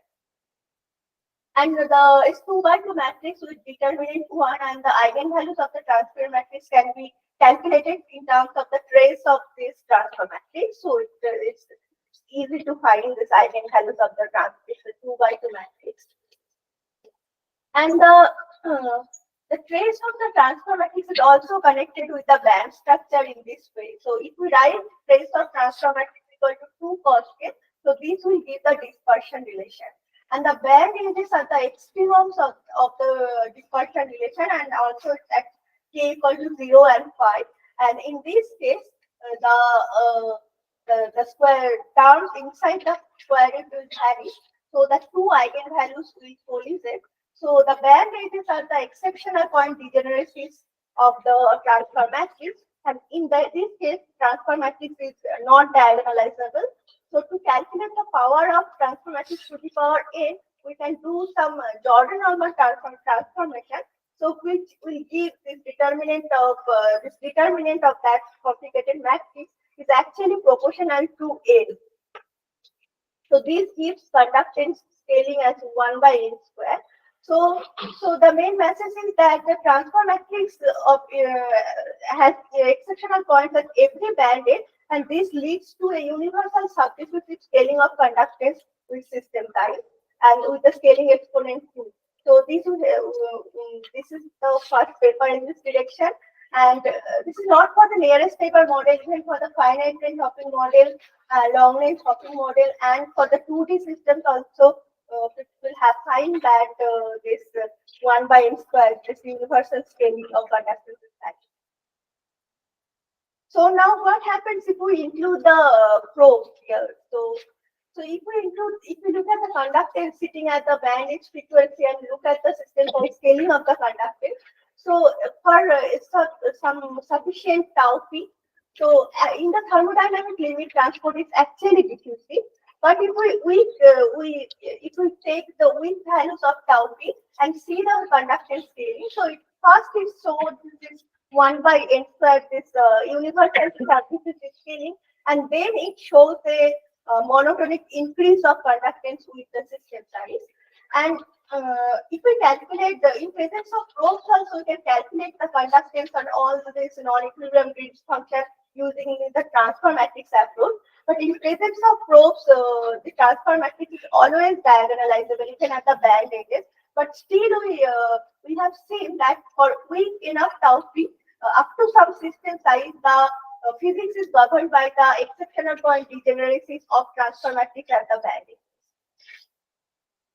So the mathematical explanation of the origin of the superballistic scaling. So if we write the conductance expanding in terms of this tau p, which is the coupling of the system with the probe. So this is the zeroth order term. There is no tau p dependency here. So this is the linear term.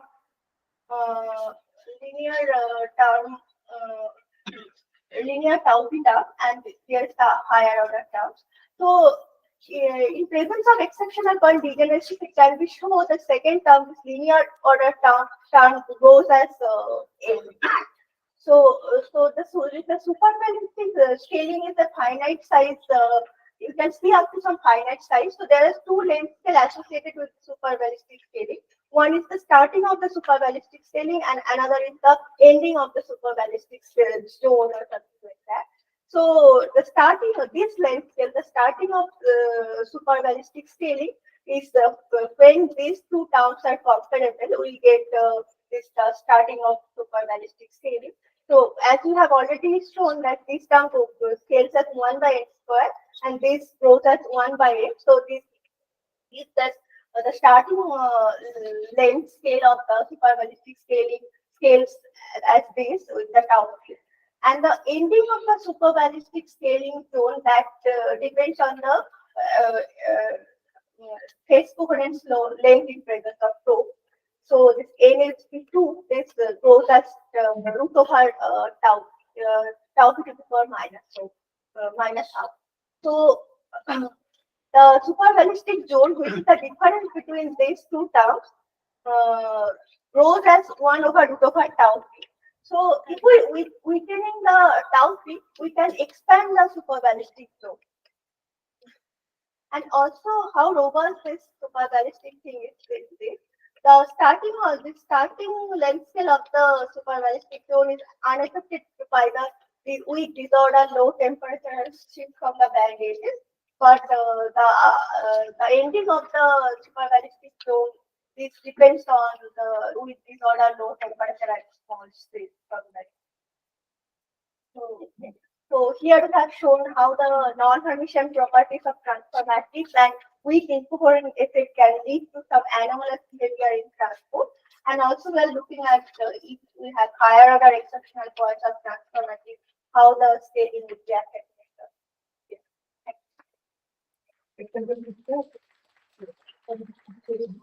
Quick question, you can take one question.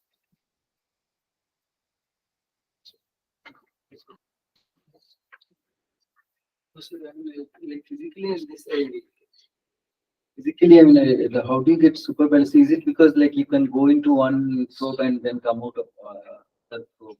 Like, how is it faster than ballistic? Yeah, physically we have actually not understood clearly how. No, it looks like it goes through one probe and maybe comes out. It comes into through another probe, something like that. It's happening. It's more on mathematical, but yes, we have not. Okay, let's thank the speaker and thank this session. And let's thank all the speakers of this session. We have a tea break now, and we'll come back at 11:30. Come back at 11:30.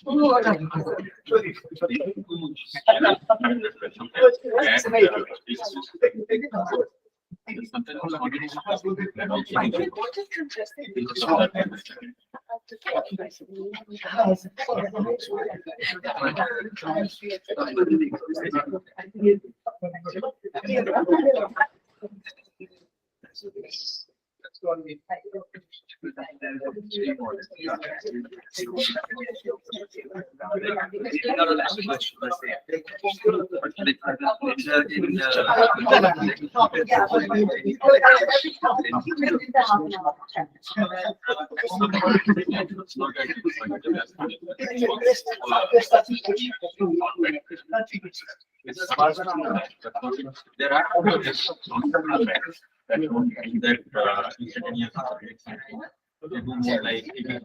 white angle that flows that material goes to with the this long time will be best, but not the other.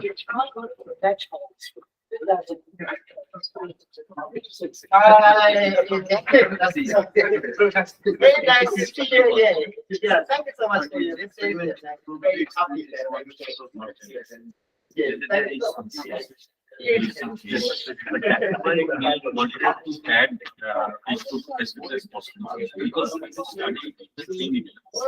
Yeah, but I think the last meeting was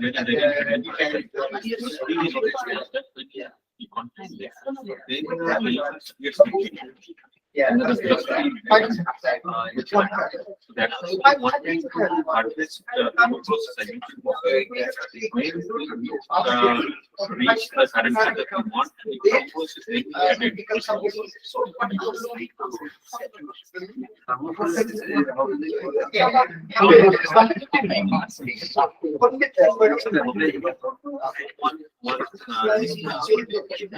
So that absorbs the result. Yes, I hear you.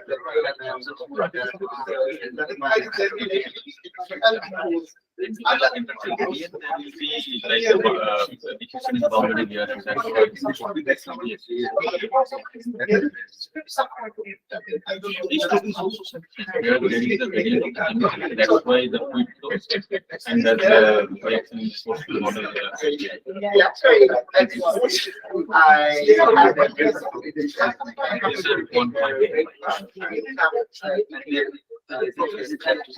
One thing was you have being west. So that is less than one.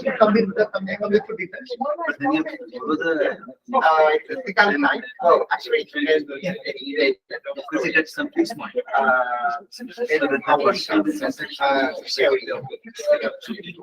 Last time was They will come and see that there. So the genetic depends on your volumetric impact and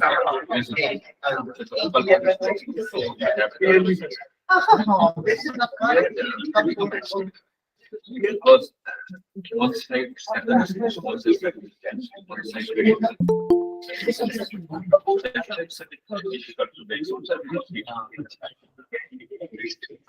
What is offered? a little bit in the region. It's not that step. To compare it with the uncooked part. That's why the part of the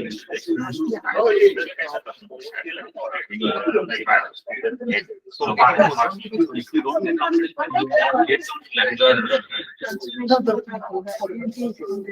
these hybrids of say 7, 8 minutes. So we can capture that something.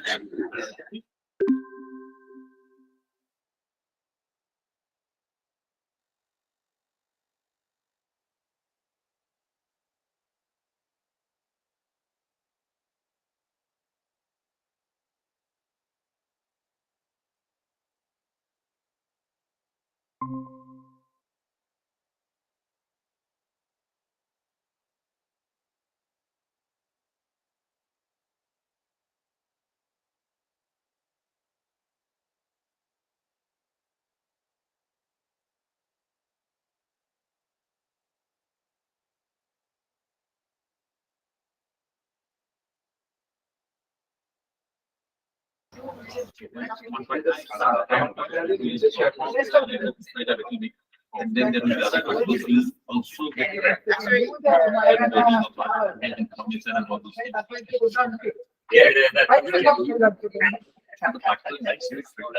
then the one type has more data. So they want to stay more in the laser intensity. The laser intensity is Gaussian. So there will be the particles, but the putting will be down the side. And the transparent side will be the distance.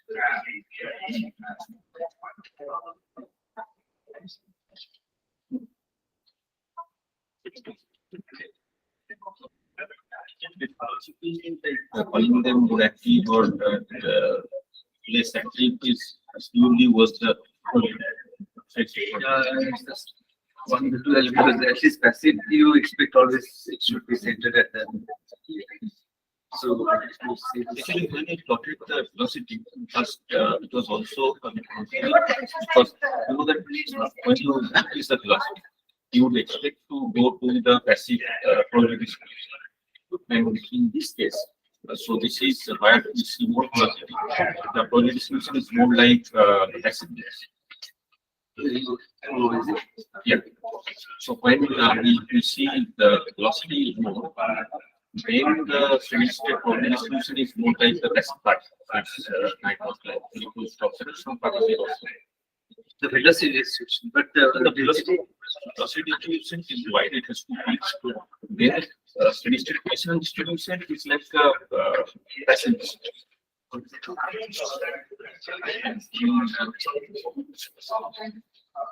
So, but that if we increase the velocity, then it should go to the passive state.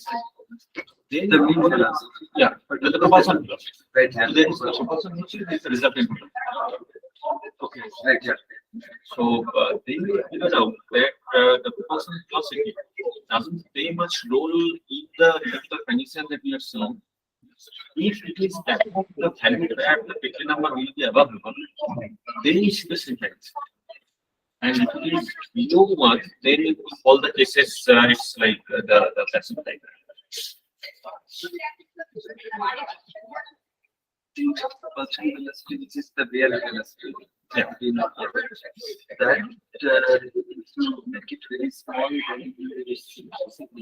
They make it small. So what I'm saying is that it doesn't have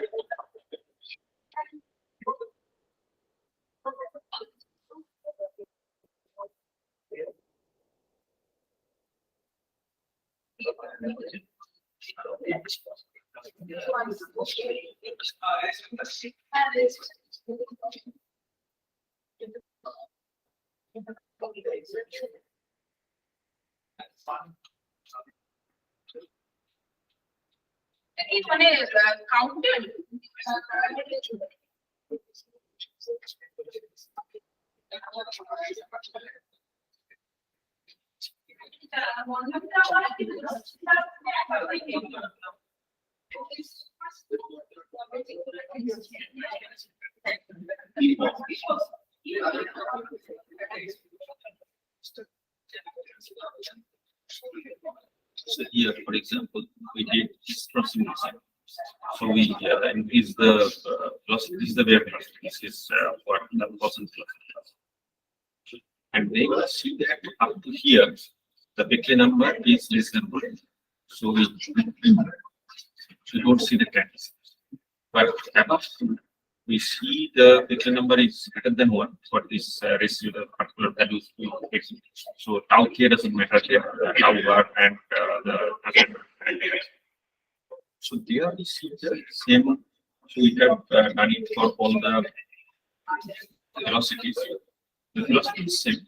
If tau bar is less than tau, then we see this kind of visual probability distribution. And if tau bar is greater than tau, we see this. This is purely government and this. And then when we see this,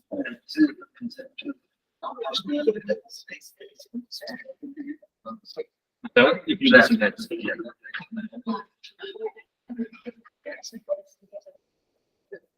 this is expected.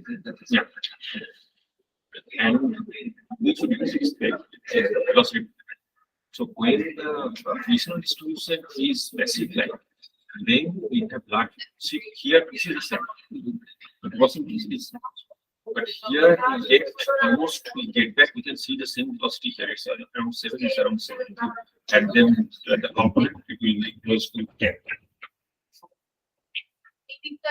Here, for the same percent velocity, we see that the RMS velocities are also very low. It's around 1 and 1.5, and it has single peak. So we feel that it's noise dominated here.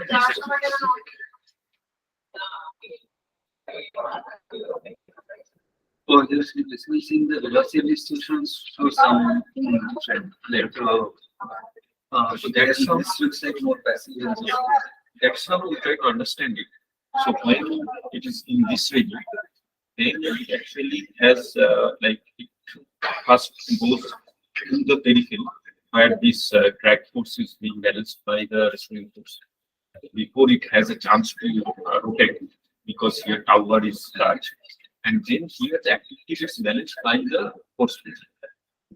And that's why what we see in the entire region is just a unidimensional values. Because it doesn't have much space for velocity, as the velocity is completely negated by the force that for the restraining force. This is the cartoon from our simulation. This is when the ratio is large. So it directly goes near periphery. These are the lines where this matches with us.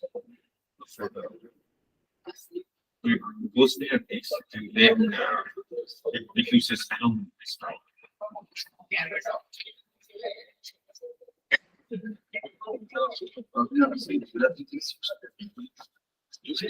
Here, if you understand that the velocity is being balanced by the force field, so that's why in the resultant motion I don't see the velocity. So there in simulation or in experiment, what we see is the resultant velocity.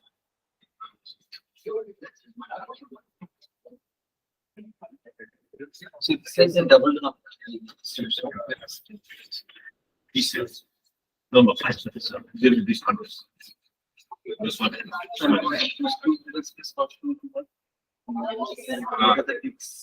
It's all near the RMS frequency. If we calculate, so this is calculated. So these lines are the RMS velocities of the velocity. We see that the peak center are at RMS.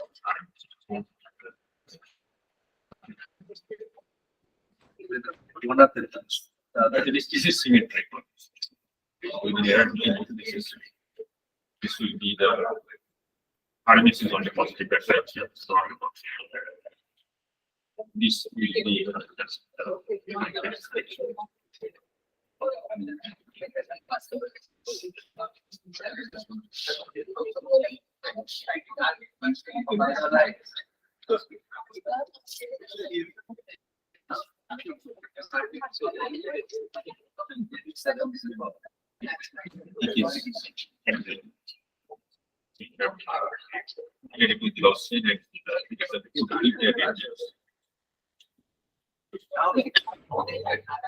so this is without any definition.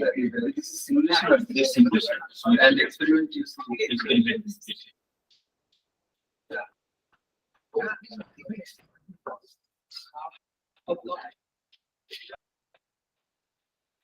because making is not that because the velocities are not there.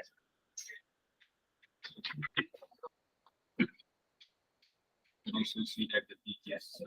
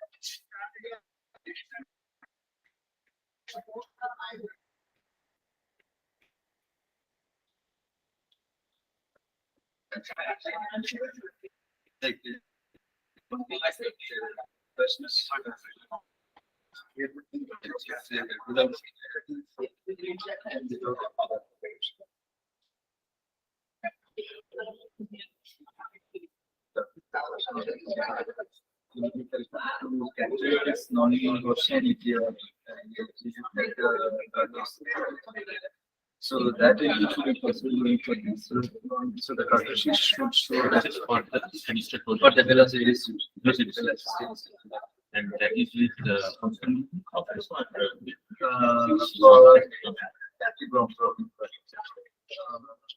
So we expect to set the position, but in case we want to action to complete the velocity, that should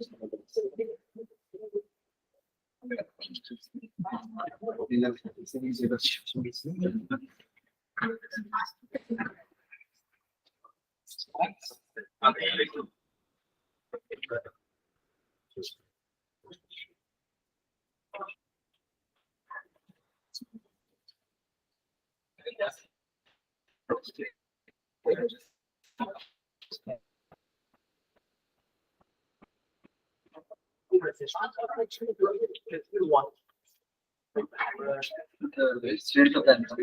Yeah. And also the radius of the square. Very good stuff.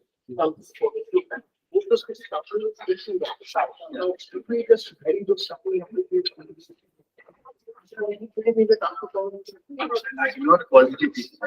And numbers like qualitative. There is high brand and a high source. So if you say the sign, then it will particular. Here I'm taking if you say sign of price, then it might be different. Then it will. But if it's positive, then it's Depending on the transport rate, they maintain, but the quality is specific. and same with the animal, especially in expanding. It comes with one swing right. So that is because the knowledge is pretty.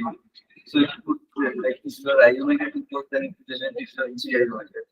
Can't generate square. Or it can't do next to one thing like that. And there is a change of the experiment. It's very so you can just think.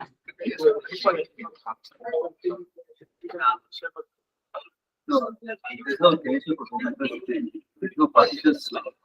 There's energy.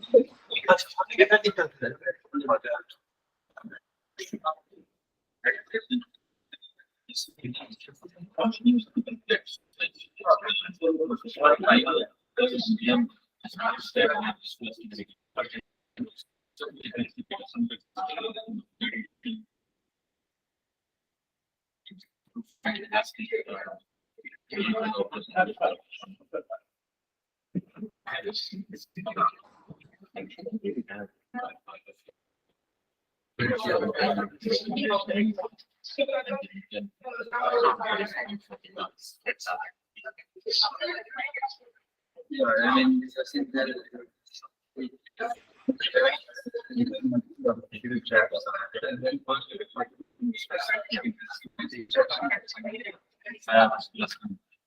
so it's through the media. I mean, it's just been created by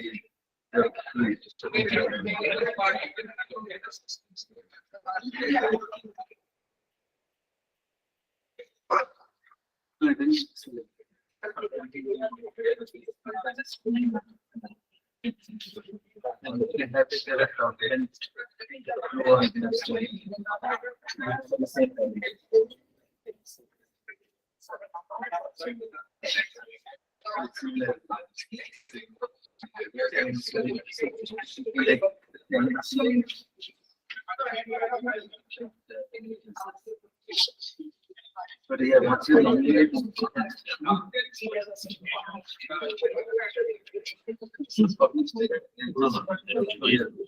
Yeah. that's essentially We can talk after.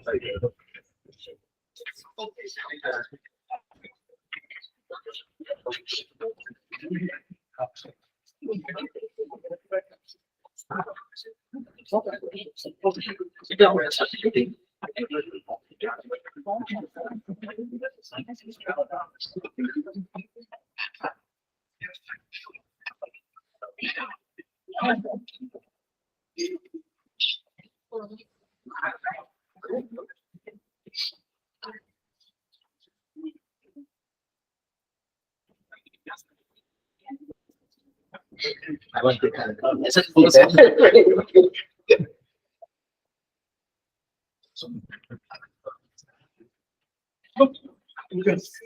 So welcome back. So we are in the second session today. So in this session we have essentially 4 talks, and the first talk is essentially delivered by Kazumasa Takuchi, and he is going to talk about 3D effect of topological defects in liquid crystals and living cells. Okay. Yes. Okay. Thank you very much. And let me start by thanking the organizer, especially PK and yes, and Ungar for this wonderful opportunity. And I also thank you for the great hospitality, which allows me to enjoy this conference very much. Okay, so in my talk, I'd like to discuss some 3D effects of topological defect in 2 different systems, namely liquid crystal and living cells. We are interested in topological defects because partly they arise in various areas of natural science. Perhaps a well-known example in physics may be quantum vortices in superconductors and superfluids. And then the topological defects are the line defects of the macroscopic wave function. In cosmology, similar line defects are theoretically considered and called the cosmic strings, and these are now one of the targets of the gravitational wave research. And of course, topological defects are also important in soft matter systems, especially in liquid crystal, where different kinds of topological defects were investigated. So, given this variety of examples in a wide range of systems, it is interesting to ask if there is any common property, or conversely, what aspect is unique to each system, and how it is related to the broken symmetry. To address these questions, here we use wicked crystal for the reasons I described in the following slide. So let me review some basics on nematic wicked crystal. It is characterized by the orientational order, which is represented by the director field n. And since there's no head and tail, n and minus n are equivalent. And as a consequence, the broken symmetry is what is called RP1 for 2D nematics and RP2 for 3D. Then topological defects, or more precisely, the simplest kind of defect called discriminations, are characterized by singularities, characterized by the rotation of the director when you go around the defect. And in 2D, the director rotates in plane. And this can be done so either clockwise or counterclockwise. So there are two distinct structures, which are called the +1/2 defect and -1/2 defect. And the rotation of the director can also be represented by the rotation axis, right? And this is upward for +1/2 defect and downward for -1/2 defect. Okay, now for 3D, the rotation axis can be changed, can be oriented in any direction, right? So even if you start from +1/2 defect, by tilting the rotation axis, you can change the structure continuously, and it can become -1/2 defect, right? So +1/2, -1/2, and all intermediate structures are now topologically equivalent. And you already see that topological properties are totally different between 2D and 3D, right? And this is, of course, a consequence of the different symmetries you have. So for 2D, you have RP1, and this is specified, and the director is specified by a single angle. So RP1 is actually equivalent to U1. But for 3D, RP2 is, in a sense, more non-trivial. And indeed, U1 is best studied also in other examples I described in the previous slide. So this is the case of the conventional superconductors, helium-4, and the simplest kind of cosmic strings. But the situation can be more complicated for other cases. And of course, there has been a lot of work on these exotic cases too. But many were about static properties, and the dynamic aspect has been less studied. And this is exactly where soft model systems like wicked crystal are advantageous, right? So we consider that 3D discriminations in wicked crystal may serve as a stepping stone beyond the simplest U1 case. And this is why we study wicked crystal here. So let's see the 3D discrimination. We use the we visualize the discrimination by using the accumulation of fluorescent dyes to the defect cores. And then we observe defects by confocal microscopy. So we obtain 3D images of them. And the discriminations were initially generated by using the electrohydrodynamic instability. So we applied an electric field to generate turbulence, and this generates many discriminations. And then we remove the turbulence, and we observe the relaxation toward the equilibrium state. So let's see the video. Here, we already remove the turbulence, and after a while, we start to see some string-like objects. And these are discriminations. And here, there are two discriminations which are approaching from top and bottom, and they approach and touch and reconnect. So here again, two discriminations are approaching, reconnect, and here the loop shrink. So we successfully captured such characteristic topological events of line defect, in particular the reconnection. And we detected the 3D coordinates of them. So let's analyze. Okay, and here we focused on in-plane reconnection, where two discriminations were reconnecting in a nearly single horizontal plane. And we chose this because if you take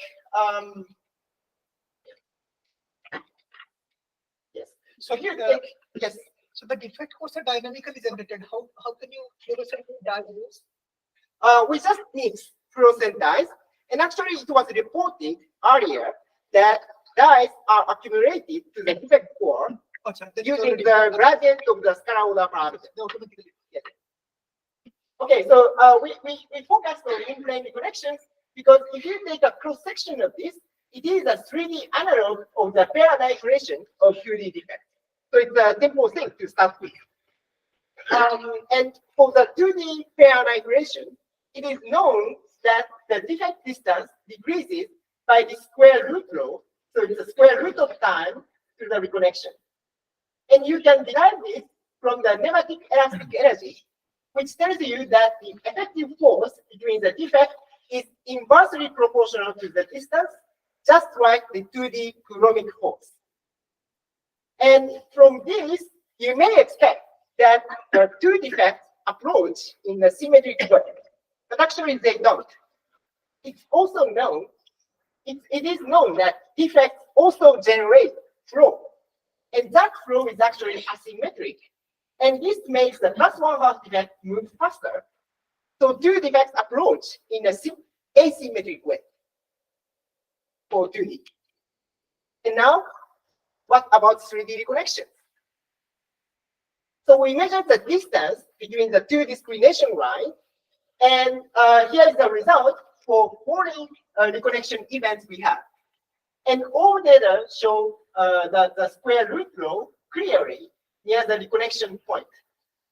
So we identified its characteristic square root law for our 3D discrimination, and this is identical to that for 2D discrimination. And it is also consistent with effective series for 3D discriminations, which actually didn't exist until very recently. And it's also interesting to note that this scaling law was also observed for 3D quantum vortices, so it seems to have some generality. All right, now we test the motion asymmetry. For that, we measured the distance of each string from the reconnection point, and it is denoted by D1 and D2, and we plotted the squared distance against time. And these are linear in time as a result of the square root law. And here, the two coefficients, C1 and C2, were different. So the motion indeed looks asymmetric. And we evaluated this coefficient asymmetry for all 40 events we have. And in most cases, we detected a significant asymmetry. So the motion looks asymmetric, but actually we have to be careful here. We have to remember that we are observing just a small part of the system. So there are many other discriminations outside the field of view, and these discriminations may induce some drift flow.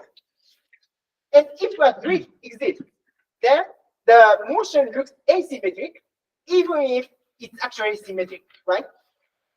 So we evaluated the presence of the drift by looking at the midpoint of the discrimination, and this midpoint indeed moves at a constant speed. So there is indeed a constant drift in our field of view. So we remove this by riding on the co-moving plane and measure the distance in that co-moving plane, and the asymmetry disappears.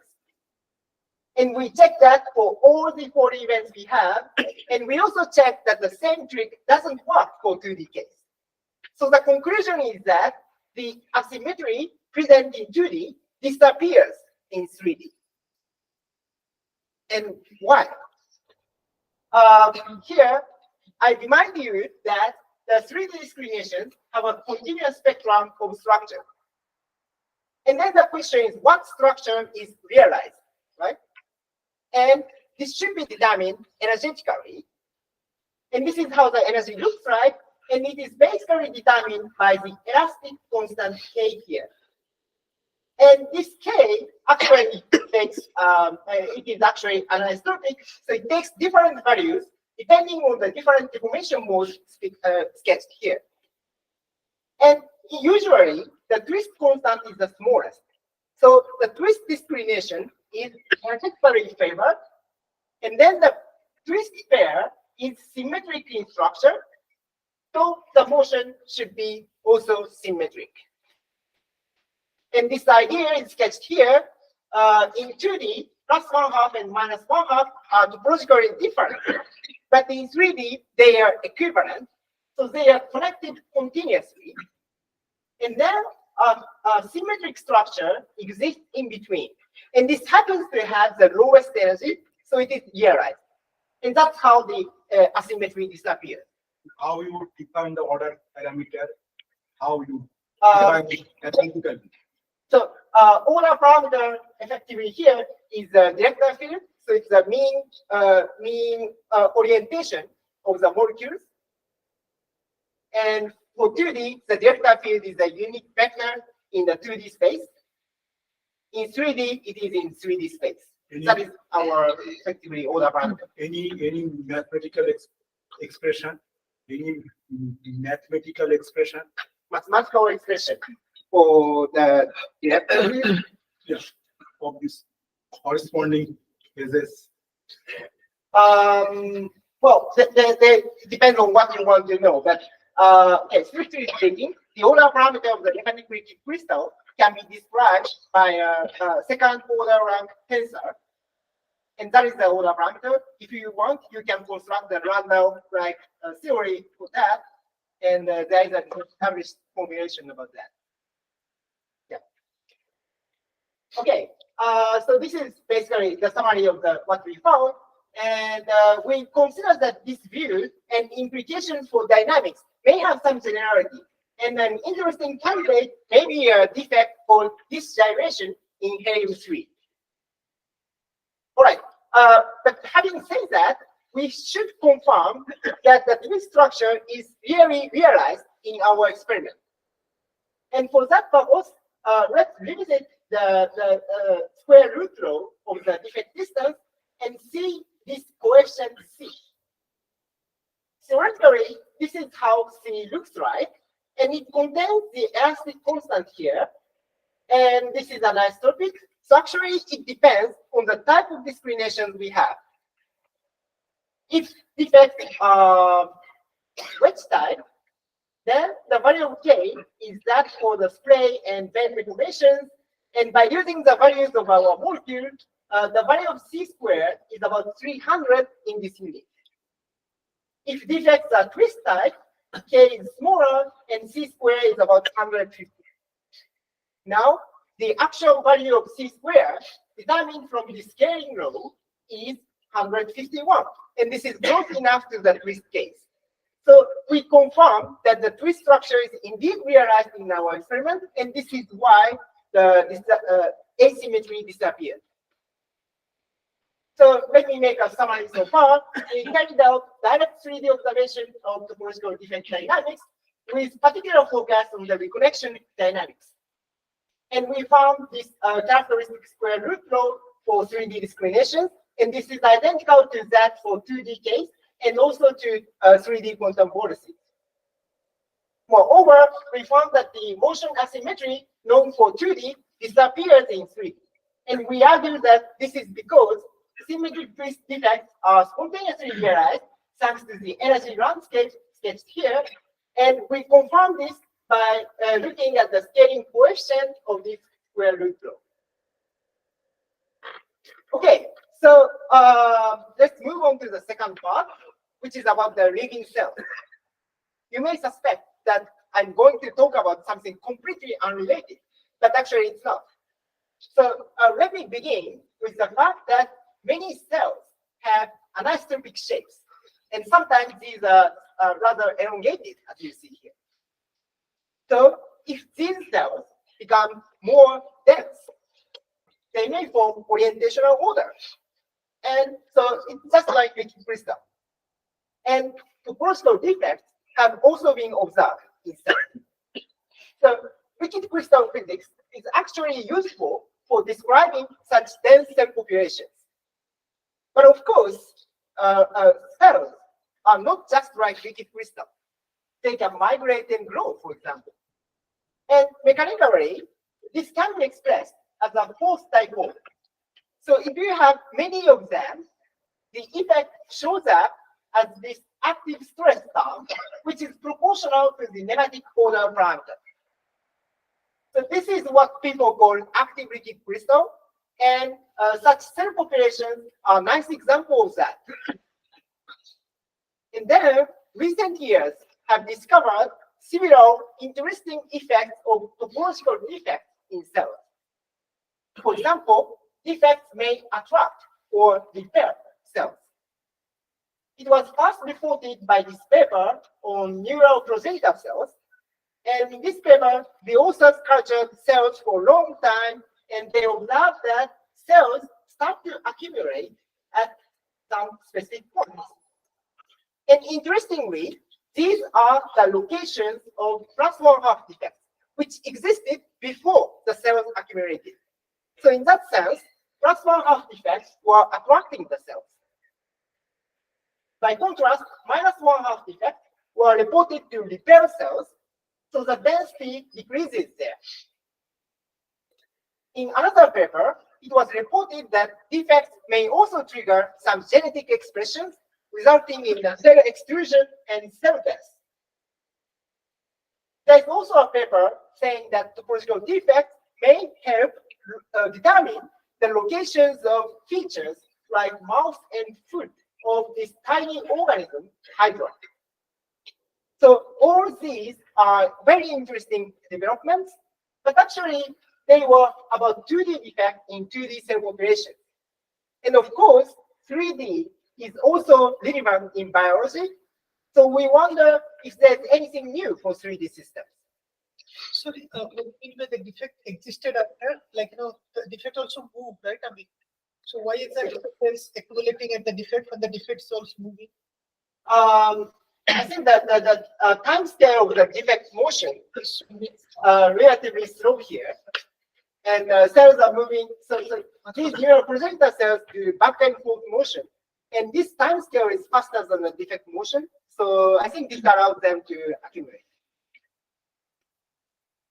Okay, so with this background, we focused on 3D bacterial colony growth. When a bacterial cell adheres to a surface, it grows and divides, and cells first grow two-dimensionally on the substrate. But at some point, they switch to 3D growth, and then the colony becomes a 3D object. And this process has been studied mostly for such isolated circular colonies. And for this case, it is known that the 3D growth tends to start near the colony center. And this is because pressure accumulates at the center, and this causes mechanical buckling. Then we wondered what happens if we start not from one cell, but many cells. In that case, there will be many colonies, and they merge before they start the 3D growth. So we will have a 2D seed of bacteria, and there is no center anywhere. So the question is, what promotes the 3D growth? So we carried out an experiment using a non-model strain of E. coli, which are placed on a cover slip and cultured under nutrient agar. We started from relatively dense cell suspension, so there are many cells initially, and they first grow two-dimensionally, and eventually fill the 2D space. Yes. And then, if you look at this phase contrast video carefully, many cells start to show dark spots.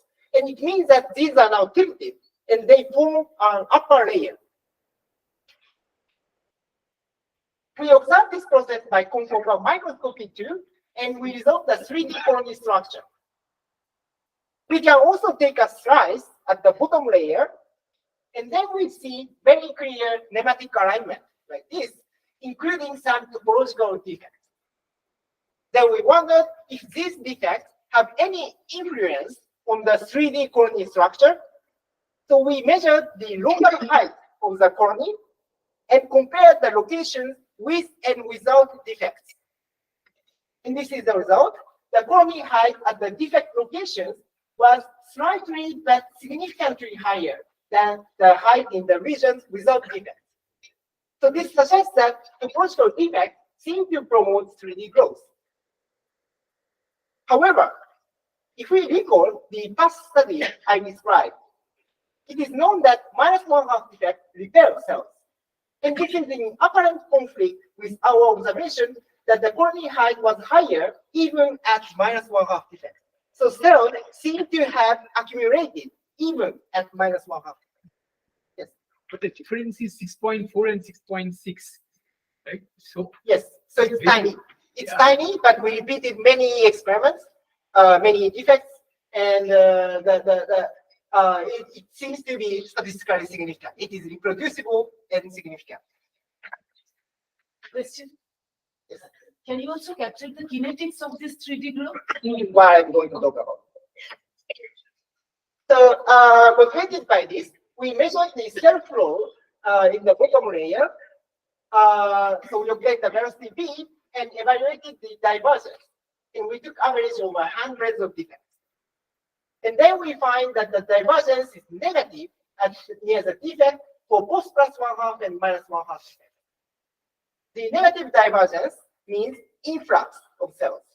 So this is consistent with our observation of the colony height, but it is contrasted with the past studies. Now let me describe some theory in the past studies. The theory is based on the force balance equation for 2D active nematics, where the right-hand side is from the active stress, and the left-hand side describes the anisotropic friction, assuming that cells can slip more easily along the long axis. Then, if you set Q to be the nematic tensor around the defect, you get V, and this V is inward for +1/2 and outward for -1/2. And this is the conventional result. And our experimental results are like this. It shows the influx for -1/2 defects too. So there is something missing in the theory. And what is that? Now let me jump to the key finding. We find that cells were tilted preferentially near the defect. So we measured the tilt angle, and it turned out to show a peak at the defect core for both +1/2 and -1/2 defects. Then what is the consequence? First, the nematic order will be reduced when it's projected in the 2D space, and we included this effect by multiplying Q by cosine theta. But more importantly, the cell tilting implies that the polar order can emerge in the way they are tilted. And at this point, it is interesting to refer to this past experiment of vibrated rods, where tilted rods were packed in a container shaken vertically, and then these rods were found to self-propel at a velocity dependent on the polar tilt angle. This suggests that there is a force induced by polarity, and it is acting in the direction of the upper end of the rod. Of course, this system is totally different from ours, but the symmetry is the same. So we can expect a similar polarity-induced force in our bacterial system, and theoretically, it is expected to be proportional to the polar tilt angle. So we evaluated this polarity-induced force by measuring the polar tilt angle, and this is the result for the radial component. So this result states that first, the signal is not zero, so there's indeed polar order. And then the polarity-induced force is acting in the direction of the arrows, so it is pulling the +1/2 defect in this direction. And for -1/2, it is acting inward. So we included this in the force balance equation, and then the theory reproduced our experimental result for +1/2 and -1/2 simultaneously. In particular, the influx for -1/2 defect was successfully accounted for. And finally, I'd like to mention the relation to 3D discriminations, and I'd like to come back again to this movie showing continuous spectrum of the 3D discriminations. And this continuous structure is characterized by the angle beta between the transit vector and the rotation axis. Then it turned out that our tilted defects are nothing but 3D discriminations with the rotation axis slightly inclined 3 degrees from the vertical axis. We confirmed this by plotting the polar delta field and compared between the theoretical structure and the experimental theory for both +1/2 and -1/2. So let me summarize. We found built-induced polar order and resulting cell attraction toward topological defects in bacteria growing nearly three-dimensionally. And in contrast to the usual 2D case, in our weekly 3D experiments, -1/2 defects were also attractive.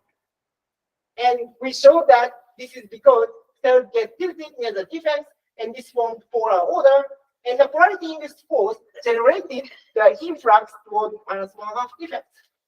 We consider that this is an interesting 3D effect of topological defects, which can sometimes change the role of the defect even qualitatively, as shown here for the cell attraction.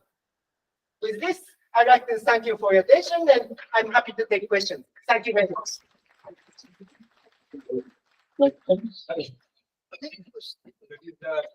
Effective always tell this Defective always tell ±half. There is no evidence for the integer effect. Sorry? There is no evidence of the integer effects. Integer effect. So from the viewpoint of the liquid crystal theory, we can show that the energy of the defect is proportional to the winding number squared. So if you have an integer defect, it's better for them to split into half integer defect. So that is energetically unstable. And indeed, we don't see that. Okay, and also something to ask you, as I'm understanding, if those who are doing the calculation, if they think it as a Coulomb gas problem, Coulomb gas problem. Coulomb gas. Okay, that's question. Okay, from the energetic viewpoint, so there is indeed analogy with the 2D Coulomb interactions, and I think depending on what you see, you may interpret in the language of Coulomb interactions or Coulomb gas. Actually, if one can map into the Coulomb gas, then one can construct the RG. Yeah, next question. Okay. We can discuss later. Thanks.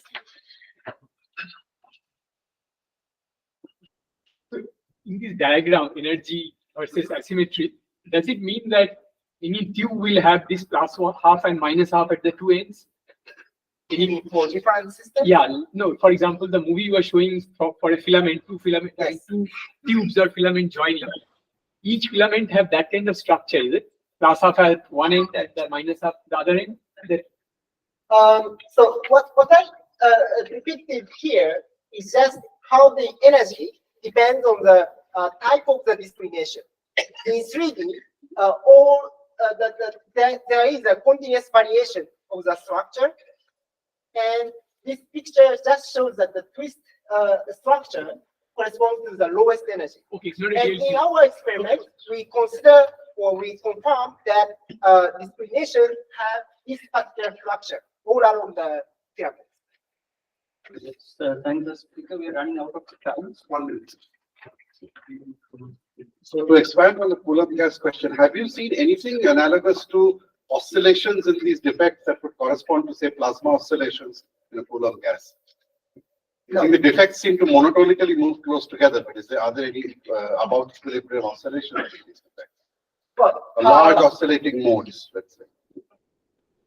So first, our bacterial experiment, these are no motor equalized. Actually, the motion is very slow, and we don't see anything like oscillation. And generally speaking, even in molecular liquid crystal, the equation of motion is over that. So we don't have acceleration down. It's just velocity proportional to the force. And then I don't think we can see oscillation. Thank you. So let's thank the speaker again. Thank you very much.